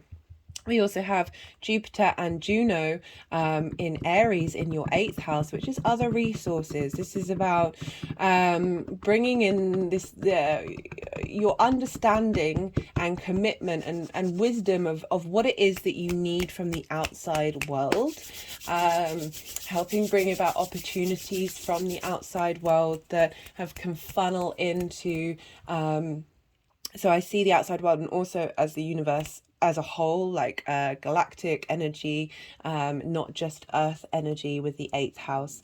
It's all about a place of inheritance, about receiving not just material gain, but other levels of stuff, be that wisdom or downloads or upgrades that help us be able to have a firmer footing in who we are. So the cards that we've pulled are the Queen of Wands, the 6 of Wands, and the Ace of Cups. So I really I like this combination. It's kind of giving the impression of what I've just said about how you've been doing the work in your 6th house, and you've had the motivation and the desire and the courage and the inspiration to do these things in this difficult house, and you've put in that work, and you're now sort of in dominion of that spark, of that motivation, that drive to keep it up. And it's particularly highlighted by the I'll just hold the cups up. I do apologize. I'm trying to do the energy work at the same time, and you have the 6 of Wands here, which is a victory card. It's about having done the work, gone out, fought the battle, and you're coming back home to reap the rewards.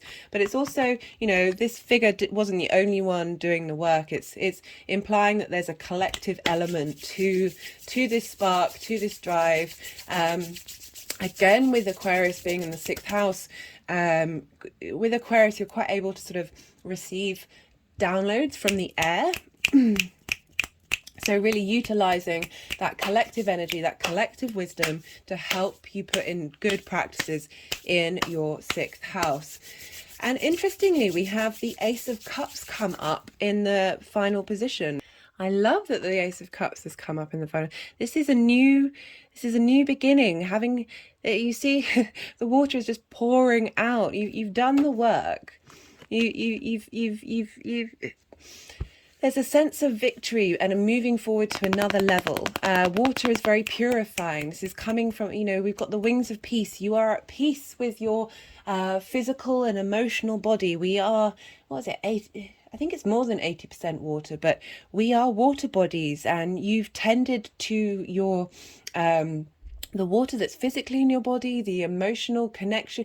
When we do health work, it's so important to focus on, as well as not just the physical body, but the emotional body. The trauma that we have within us can block our energy flow and get in the way of our practical health. And this Ace of Cups is really implying that you have purified your own waters.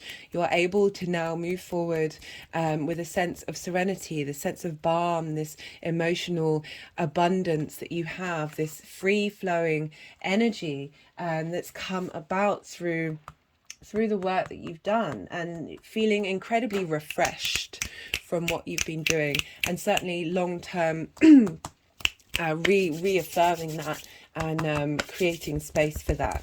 What a lovely reading, Virgo. Particularly with Virgo risings, Virgo is very much it can be a healer, the ability to utilize the 3D material world to heal. And I really like that this is coming through, this Ace of Cups. Ace is to hold all the possibility of the suit that they represent, and really going on from this base of strength, of health, really being able to move forward in all the other areas of your life, because you've done the work, because you've released past trauma. Oh, that just flew out. Perseverance. Yeah, this really makes sense with the Saturn energy coming through about keep doing what you've been doing. Or if you haven't been in this space, really apply what you've been thinking about, that which you've been contemplating, that which brings you motivation and passion, and channel that inner Queen of Wands. But keep going, keep doing it. It's number 4. It's about stability. It's about with all Saturn signs, these things take time to mature, but once they're in, they're in.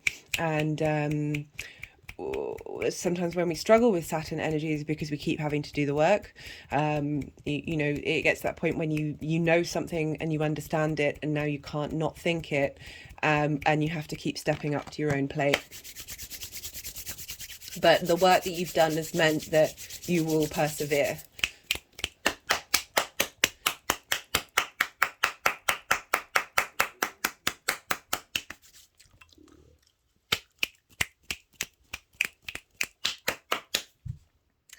I hope that helps, Virgo, and be well until we meet again. Leo rising. So the astrology that I'll be talking about will be those of you who are watching who have Leo as your rising sign. This is the first house in your natal chart. This is your house. And how your sun is reflected into the outside world. So the astrology will be linked to that. But for those of you who are watching who have any placements in Leo, or just want to tap into the Leo energy, often you'll be able to resonate with what's being said. So I hope some of this provides some inspiration, comfort, or clarity to how to move forward with this Aquarius new moon. So Leo rising. This lunation is happening in your 7th house. So this is an opposition to your 1st house. And so there's 2 angular houses that are active We've got the first house and the seventh house, which are both angular. Angular houses are very powerful. These tend to manifest in the 3D world. And the seventh house is the house of intimate relationships. This is the house of other, whereas the first house is the house of self. An opposition is a Saturn energy. This is about separation. This is about seeing other and feeling you are other. But it's also about bringing that into balance and finding harmony with your sense of self. This is about finding harmony and finding balance between your intimate relationships and who you are and what it is that you want. You've had Saturn go through your seventh house since December 2020.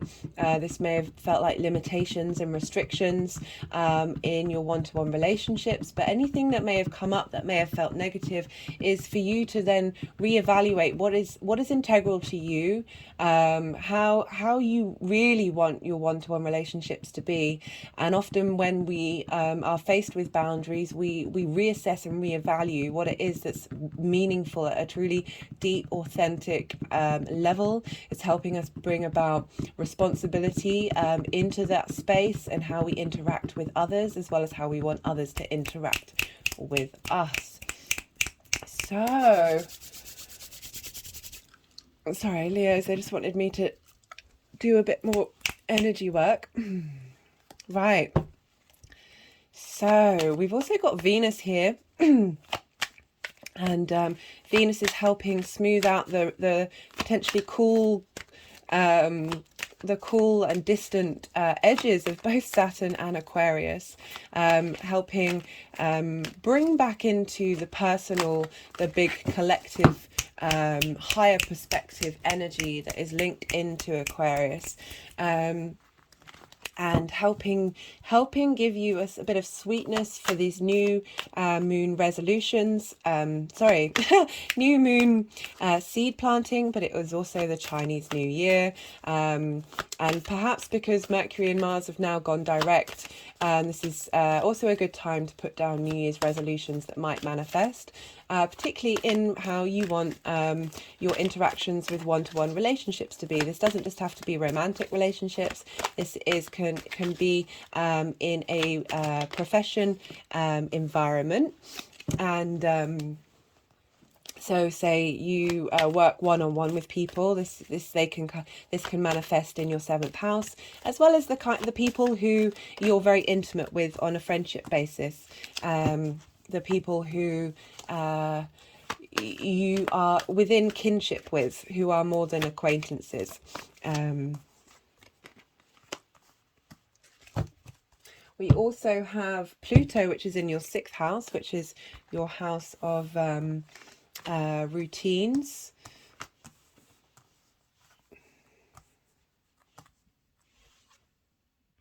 And your house of routines and health. So it's bringing in that energy. They're both Saturn based signs, bringing in that sense of transformation into your one-to-one relationships. About it's linked to health. So how has your health been affected by your one-to-one relationships, and how you can move forward with that. We also have Jupiter and Juno sextiling your seventh house in Aries, in your ninth house, the house of big picture. This is philosophies, this is foreign travel, this is mastery of a subject. This is it's not necessarily the small details and the day-to-day. This is big, expansive perspective work to help you widen your perspective and understanding of who you are and how that filters into the rest of your life. With Juno and Jupiter there, it's about asking you to commit to your own internal wisdom.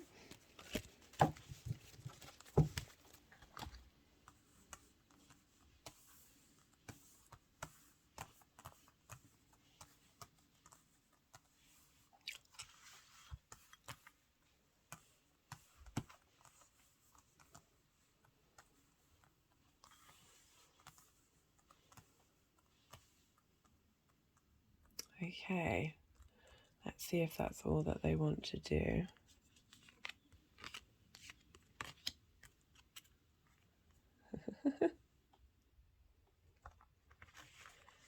Trying to get a sense if their energies want any new cards. Okay, no. So, Leo, it looks like in the past there's been a sense of conflict and competitive ideologies in your one-to-one relationships, whether that's your energy or external energy. This need just to fight for fight's sake. It's not necessarily the best energy to come up in the 7th house. This sense of criticism.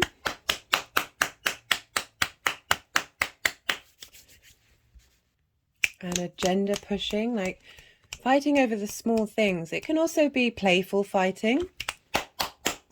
Okay, they've just put the card down in reverse, so upside down, as in this way, up, down on the thing. So I don't think that's what. So this clash of wills, because we have it being wands. It's about passion. It's about drive. It's about motivation. It's about so this clash of what it is that you are passionate about, and even though we've got the doves of peace there, it definitely feels like, particularly with Saturn going through that house, that there might have been some restriction and boundaries and no, and this combative energy.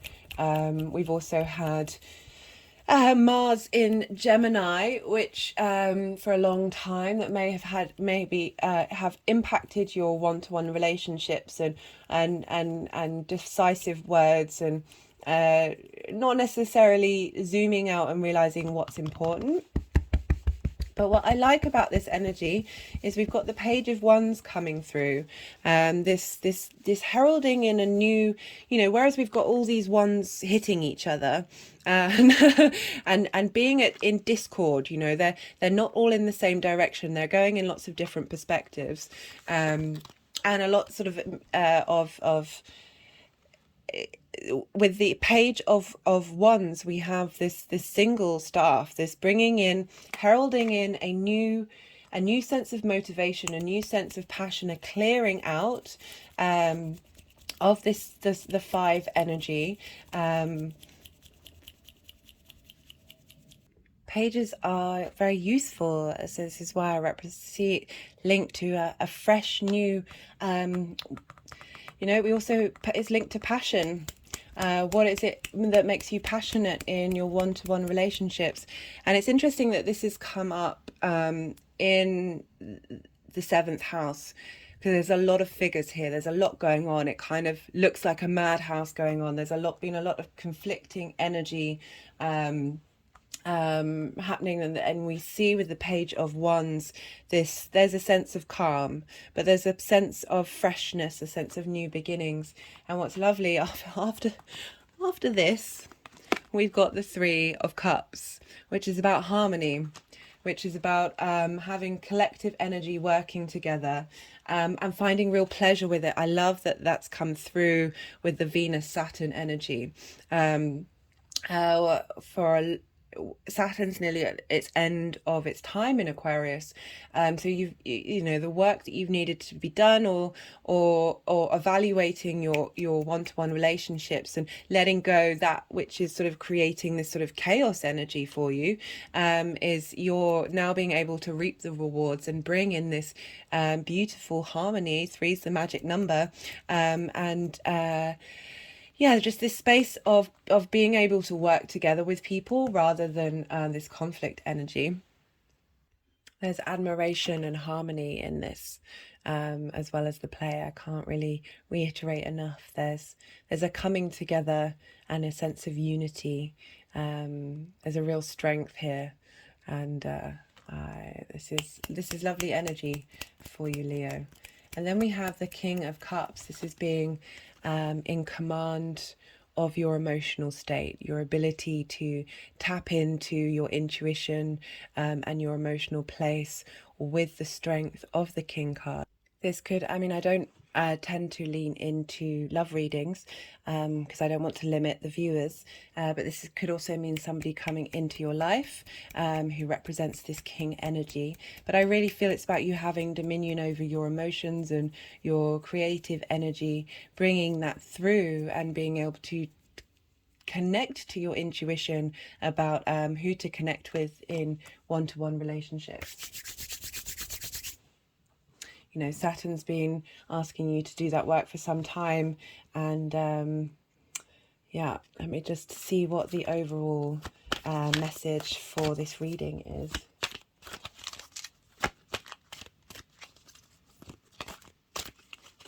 And I like that with the sextile between Jupiter and Juno in your 9th house, which is sort of uniting different energies into your philosophies, that's trining your ascendant, so really drawing in your sense of self and funneling that into your one-to-one relationships, about being able to move past conflict energy that it doesn't seem to have any use for you, and perhaps taking up a lot of space, and that you're, again, with this King of Cups, being able to hold emotional dominion, even if energy like that comes up again, that you're able to be in control. So interestingly, we have the leadership card come up. I like this with the, as I was just talking about, the 5 of Wands and the King of Cups, of being able to take control over spaces like that and not let it crowd you out and swamp you, and being able to have the emotional space to rise above without disconnecting. You know, we don't have the King of Swords here, we have the King of Cups, which is highlighting that need to have emotional groundedness. And in order to be a good leader, both internally to yourself and out in the world, we are all have the capacity of being leaders. That having this emotional strength within you through perhaps the restrictions and boundaries that Saturn has set up during this time, that you're able to move forward with that deep energy coming from the King of Cups. I hope that helps, Leo, and be well until we meet again. Cancer rising. So for all of you who have Cancer rising, who are watching, the astrology will link to you, linked to your rising sign. It's the 1st house, and this is where your ascendant is. For all of you who are listening who either want to tap into the energy of Cancer, we all have Cancer in our chart, or those of you who have a planet or a astrological point in your chart linked to Cancer, the tarot that come out may resonate, and sometimes even the astrology. It's I've, you know, certainly from my own experience and feedback that I've had, that people come away with resonating with from different signs. So I hope what comes through helps bring some clarity to where you've been, or where you're headed with this new moon. This is a big new moon. This is happening in your 8th house. This is the house. This is a resources house. This is the resources from the outside world, the big outside world. This is linked into inheritance. I see this not only on a 3D level, but on a cosmic level of cosmic inheritance. This is not just in a tangible sense, but in all the other different vibrations that can come about. So with having Saturn transiting your 8th house, it might have meant that you felt had received restrictions from receiving help from the outside world, or setbacks, and the inability to feel like you're moving forward with that. But as I've said in previous signs, when we do the Saturn work, those restrictions in the end pay off long term, because it's about assessing what it is that we truly value and the integrity that we want to walk with. It might have been that you may have sought help from the outside world that wasn't actually in line with what you truly needed.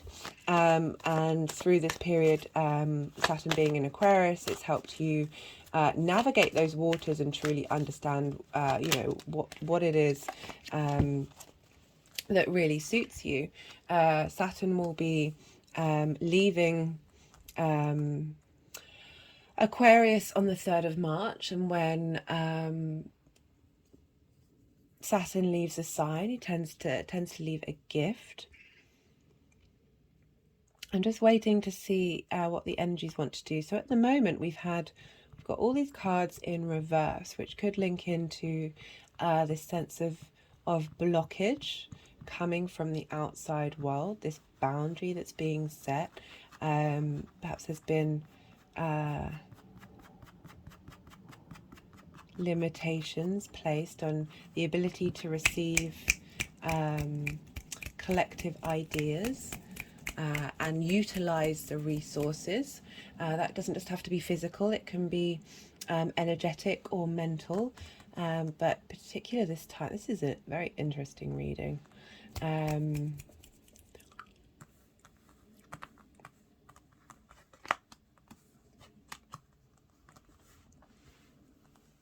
So with the Seven of Cups, that's all about choice and not being able to make a decision, and a sense of illusion, but having lots of choices, just not necessarily being able to tangibly hold on to them. And then we have the Eight of Cups following that, which is about leaving a space of comfort in order to go on an inner journey. And that could have been represented by that restriction, that inability to start your journey based on the resources that come up from the outside world.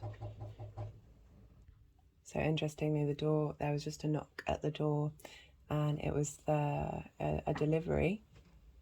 And so I feel like that's kind of implying that the restrictions are going to be removed, and the outside world is going to bring something towards you.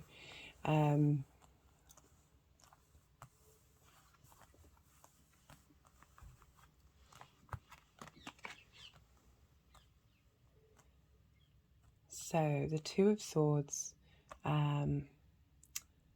is at an impasse. The Two of Swords, they're conflicting ideas, but they're balanced. There is no state of movement here. It's about being still and being in contemplation. The Seven seems to imply a lot of choice, a lot of ability to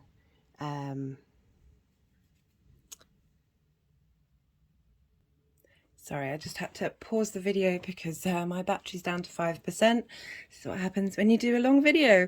So that there is now a space for choice and to dream of choices. So setting new intentions during this time, wanting to be in receipt of the ability to have a choice, and gratitude for that. And then we have, as I said, we've got the Eight of Cups, which is about going on a journey, going inward on a journey, being able to have that space, that freedom to leave a space and go forward on that internal journey. It might be that something comes through from the outside world. Again, that restriction's been lifted, that facilitates your ability to make that journey and help you understand yourself, Cancer, because we also have Pluto in your 7th house, which is about one-to-one relationships, feeding into that space, about understanding your relationships with others, and how that energy, because the 8th house represents the transfer of things within people in your 7th house. So finding that balance and that ability to have the freedom to not be in this space of this space of potentially conflicting ideas, of prioritizing yourself and your journey And because the Eight of Cups also represents moving away from something that seems comfortable, we also have Jupiter and Juno combined in your 10th house, which is helping bring wisdom and understanding and commitment to your 10th house, that perhaps there has been some friction at work, and you might want to look for new choices of because you've got that sextile between Aries and Aquarius. It's helping bring new choices into your life that are able for you to leave a working situation. That means you can go off in on your journey to be able to really connect to what you are and who you are in the long term. That means that you can benefit from, and the outside world can benefit from you. I just had an energetic release at the section of saying that the outside world can benefit from you. I hope that helps, Cancer. I'm just going to pull a card for the overall message. Creativity, interesting. So maybe there's been some blockage with working with the resources from the outside world or from your partner, and being able to feeling a bit trapped and a bit stuck of where you're at and not being able to move forward. I really hope that helps, Cancer, and be well until we meet again. Gemini rising. How are you doing, Gemini? So for those of you who have Gemini rising, the astrology is linked into that, and the rising sign is your first house. It's your house of self. And for those of you who are tuning in, who want to tap into the Gemini energy, we all have Gemini energy in our charts. For those of you who may have placements, whether that's a sun or a moon or any astrological point or body in the sky, I find from personal experience and experience of others that you can still receive energy and information from these readings and hopefully find some clarity. Right, Gemini rising. So this is happening in your 9th house. This is your house of big picture philosophies. This is the house of foreign travel, immersing yourself in something that is unknown to you. This is about mastery in an area of education, and that can come up in any kind of form.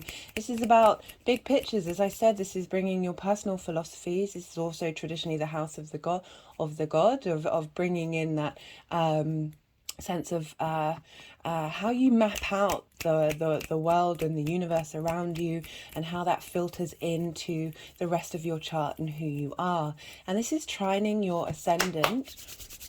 So this trine aspect is an aspect of Jupiter, and it's about bringing in opportunities and wisdom and a free-flowing sense of communion. So they're both air signs. They have things in common. They're able to share resources.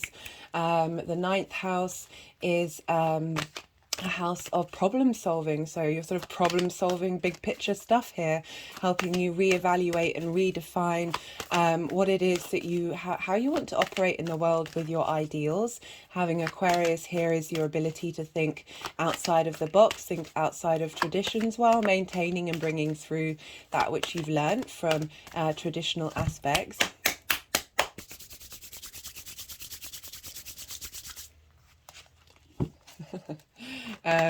Oh, interesting. We've got the moon card that's just popped up. I'll wait until I pull all the cards to see what order they want to be in. So as I was saying, so we've got this trine, this harmoniousness with your sense of self, of who you are, funneling into your 9th house. You've also had Mars going through your 1st house for some time. It went direct recently. I think it was the 12th. And so you may have felt a bit more momentum in oh, these cards are just falling out right now. I'm just going to see if they want any more cards to come through. But I'll just talk for a little bit longer. So you've had that Mars going direct, so you've got a bit of momentum, a bit of impetus in how you see yourself and what drives you and what brings you passion. with Saturn going through any sign, there's a sense of restrictions and boundaries, and all these tend to help us really establish what it is that is integral to us. So we've got the Two of Wands here, Gemini. This is it's a particularly Gemini card in the sense that you know, it's an air sign. Swords are air, and this is the sense of holding balance between two opposing thoughts, about needing that sense of peace and tranquility in the storm of that opposition. So you might have been reevaluating how you feel about the world, how you want to envisage the world, and what your personal philosophies are, and how to integrate that, especially with Mars in your first, into your big picture. We also have Pluto funneling in energy from the 8th house, which is the outside world, resources, and how that may have been, and everything that you've learned through that transit from 2008 of what resources are important to you, what your energy transfer with the outside world, what that impact that has on you in the physical form, collectively, how you want to move forward with those resources funneling into your personal philosophies. And we also have Jupiter and Juno conjunct in your 11th house of communities and hopes and wishes. This is sextiling your 9th house, so it's bringing in the energy of Venus into your 9th, bringing in what it is, where's your personal wisdom and personal power and your commitment to that in communities, in the way that you look at the world. So I like that we've got the moon energy coming up for this moon, this ability to tap into that sense of intuition, there's a sense of the rest and the ability to dream with the moon. This is bringing in a state of sensitivity. This is Cancer's sign, this sense of emotional connection. And I really like that this is coming through in Aquarius, that can be a bit cool and a bit too high a perspective without tapping into your emotional needs. This can also represent your unconscious. This is about bringing into contemplation, and with new moons you can sit and watch and observe what comes up, and make your intentions and plant your new seeds based around that time. It doesn't have to be necessarily exactly around the new moon, but I like that it's bringing in this watery aspect to really help you get in a state of relaxation around the outside world and your philosophies linked to it. And again, that sensitivity that's helping bring forth that connection to your intuition, and helping you connect into states that are beyond the physical reality, and really lean into the magical and the mystical. Aquarius is also about unique ideas and helping bring in new ideas. Okay, so they wanted to hold up the Temperance card. This is alchemy. This is about integrating all parts of yourself in order to create magic and find strength within all of those aspects of who you are. I like that that's coming up for the long-term aspect of the 9th house, because it's really highlighting that through tapping into the moon's energy, you're going to receive downloads through the air, especially Gemini. You know, you're an air sign as well, and with Aquarius you're able to receive knowledge and information and thoughts that are going to help bring about this integration with Temperance, and letting you be able to trust in your instincts and your intuitions around your belief system and around how you see the world, and really helping facilitate this inner alchemy that we have within us. And having this is helping bring in like the hidden things that you might not have caught, the hidden parts of you that can be revealed. That will be helping facilitate this sense of tempering your environment, tempering your thought processes, your collectiveness, about blending in subtle energies, you know. So the 9th house isn't a tangible house. It can be very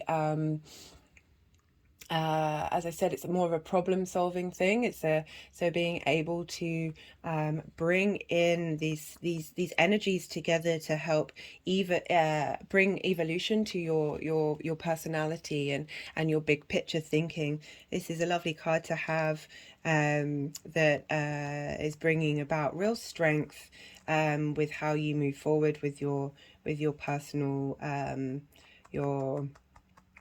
your personal views on the world, and yeah, really tapping into that spiritual side, that's tapping into the star galactic energy that we have coming through, and being all, we've had that space of that potential conflict that you've had with yourself and how others see you, and this is helping you move through that space, and allowing some sensitivity to yourself with that Mars going through Gemini. I don't think it leaves until the end of March, so there's still that element of friction that's going on in your in your first house.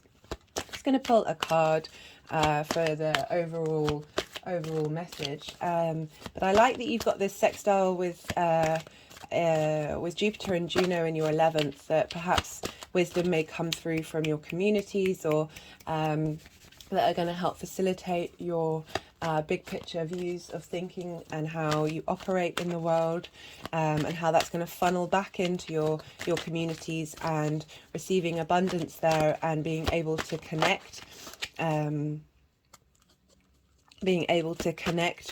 with like-minded people who have the same sort of individuality.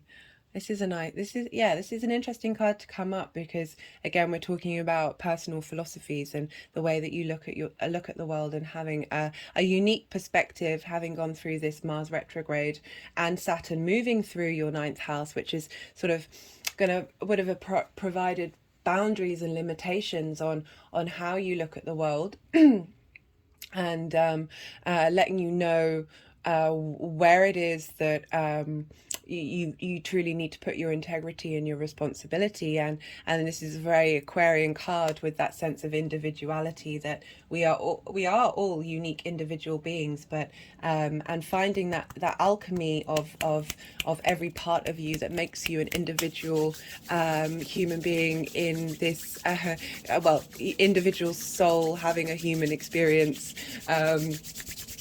So this is giving you strength and ability to move forward, with a real sense of okay, so I pulled this card in the main reading, and for me it represents Saturn, and I particularly like that it's got a tree on it, so it's also bringing in that aspect of Saturn in Capricorn with Pluto there, that's asking to connect to nature and respect nature, but also that sense of authority that nature has over us, and in turn that can oh, don't know where I was going with that one. Just the cycles that we live in, and how to navigate as a human being with your individual spirit in the current cycles that we're in, because there's a strong sense right now that we aren't allowed to have autonomy, which is linked to our own sense of individuality, and I feel that these cards are really asking you to hold on to that space, and know that through that exploration you will be able to bring in alchemy into your life, which will ripple into the other areas in your chart and who you are. I hope that helps, Capricorn, and be well. Sorry, Gemini. Gemini, and I hope be well until we meet again. Taurus rising. So the astrology that I'll talk about is linked into those of you watching who have Taurus in your first house, which is your rising sign, where your ascendant is. For those of you who are tuning in who have Taurus placements, you may find that what comes through resonates with you as well. And as well as you who are just tapping in, who want to tap into the Taurian energy, and you may not have anything in that sign, we still have that energy within us, and these things can still have the information that comes through can still provide clarity and information and help out in this area of your life. So Taurus, you have this lunation happening in your 10th house. These are both angular houses. The first and the 7th house are angular houses. And this means that these things could tend to have a lot of power behind them and can manifest more in the 3D world. So your 10th house is your house of life purpose. It's your career. It's how the big outside world see you. And the square energy, square aspect, is the energy of Mars, and Mars can create conflict. It can also create friction, and the universe is existing in terms of linear time in that state of friction. So it's the ability to build, it's the ability to put out into the world, and but you may have found that conflicts have come up while you've had Saturn go through your 10th house, that's sort of providing limitations about who you think you are and what you want from your life purpose. Saturn has been in the sign since 2020, and you may have felt limitations, restrictions and boundaries during this time. But Saturn's work is all about helping you break down to what it doesn't like wasting time. It is the Lord of time, and it's helping you really refine that which really is linked into your own sense of integrity, that which really matters to you, and where you want to be responsible to yourself. So it might have felt that you've had some restrictions and setbacks in terms of your career. But these setbacks are here to, as I said, really highlight what it is that you really want. And with this square to your first house, it's reevaluating your sense of self, your sense of self, and your how you operate in the world. The first house is essentially the lens in which the sun is viewed, and often how people tend to assume your energy is, rather than connecting necessarily to your sun energy. So Taurus, you also have had Pluto go through your 9th house.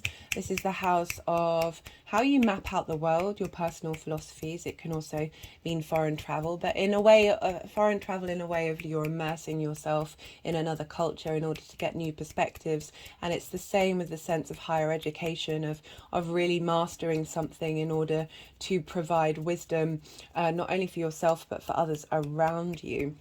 So Pluto's been going through there since 2008, and really helping you let go and understand and process what it is that you truly need, this sense of transformation on a philosophical level that's feeding into your 10th house, which is your sense of purpose in life. See if they want that one. So let's see where they want these cards to go. We also have Jupiter and Juno happening in your 12th house. So this is 12th house is the house of mysteries. It's the hidden part of yourself. It may be a part of you that's very familiar to you, but not to the outside world, or it may be a part of yourself that you haven't integrated and can't fully quite connect to.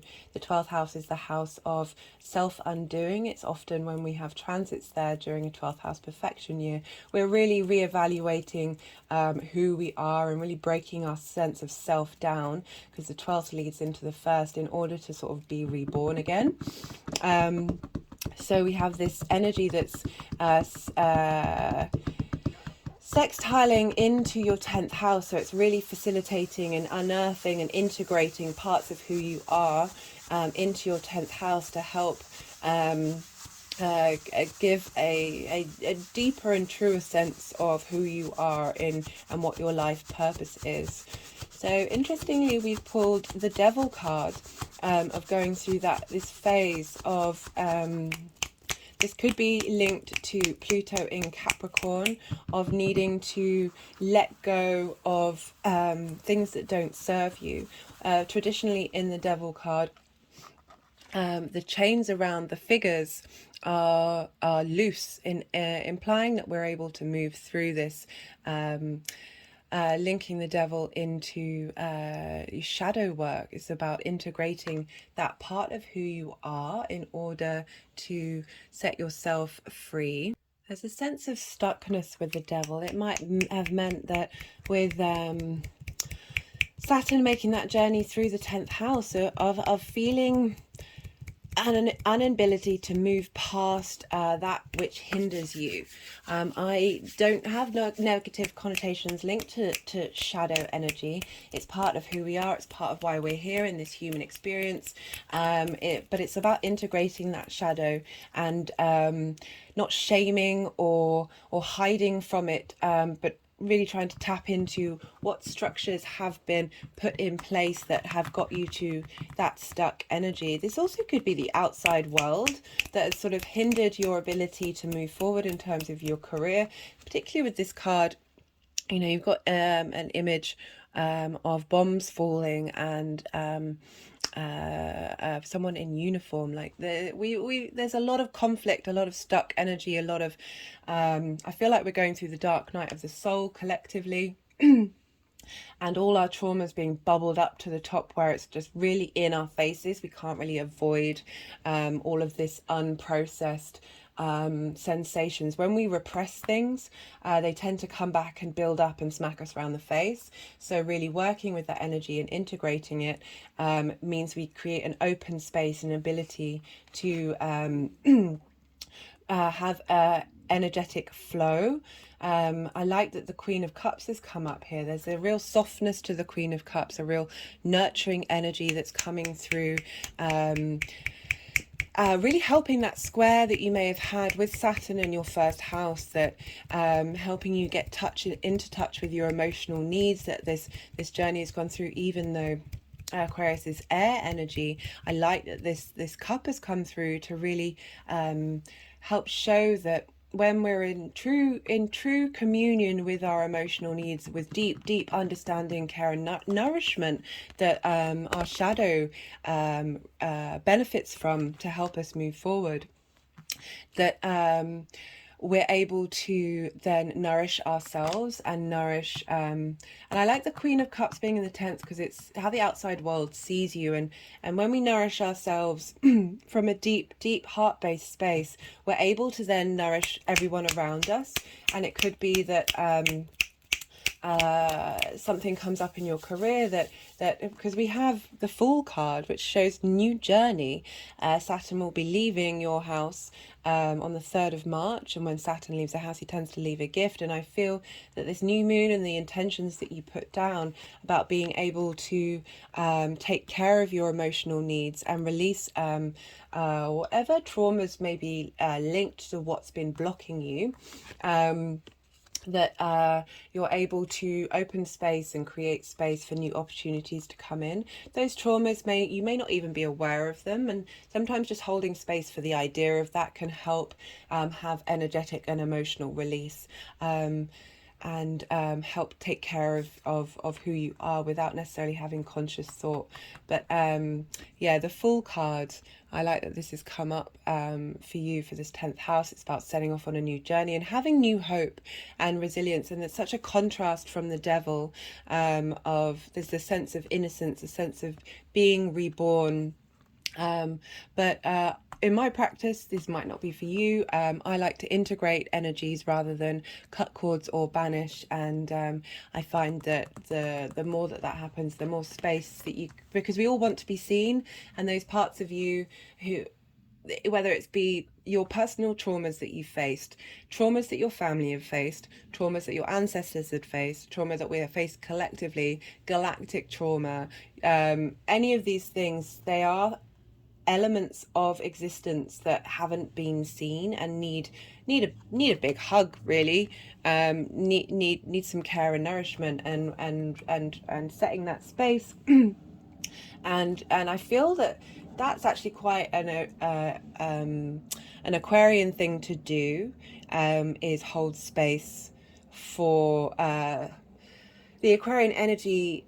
It sees itself as the other. It sees itself as an outsider to traditional norms. And so being able to hold compassion for that which it isn't a part of, and being able to hold space for those who it may see as other, and being able to bring that deep compassion and nourishment into this.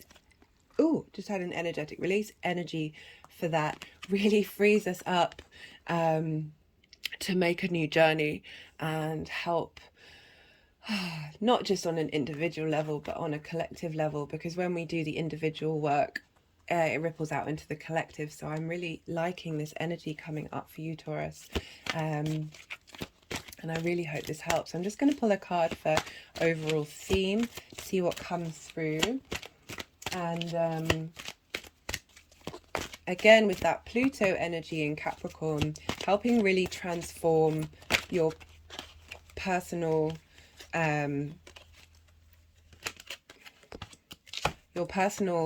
beliefs from that very grounded space.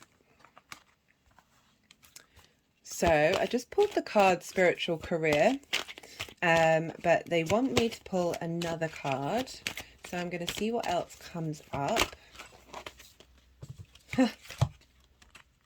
Interesting. Compassion and Spiritual Career. You've also got Uranus going through your first, and it will go direct the day after this new moon. So I'm going to do a video on that, because it's linked into the eclipse that happened in Taurus at the end of last year. But I'm loving this compassion card. We all need compassion in every area of our life, and even the things that haven't necessarily been working out. As I said, giving things a big cuddle, understanding where it may come from, even if you feel hurt and pain and stuckness and restriction and shame around these things. Without compassion, we can't make the fool's journey. That's a really I really enjoyed that reading, Taurus. I hope that helps, and be well until we meet again. Actually, I just wanted to say one more thing, because I'm really getting this energy strongly through with this reading, which doesn't normally happen. Is because, Taurus, you're the first earth sign. It's that sense of embodiment and that sense of I just feel it really connecting to earth as on a collective level.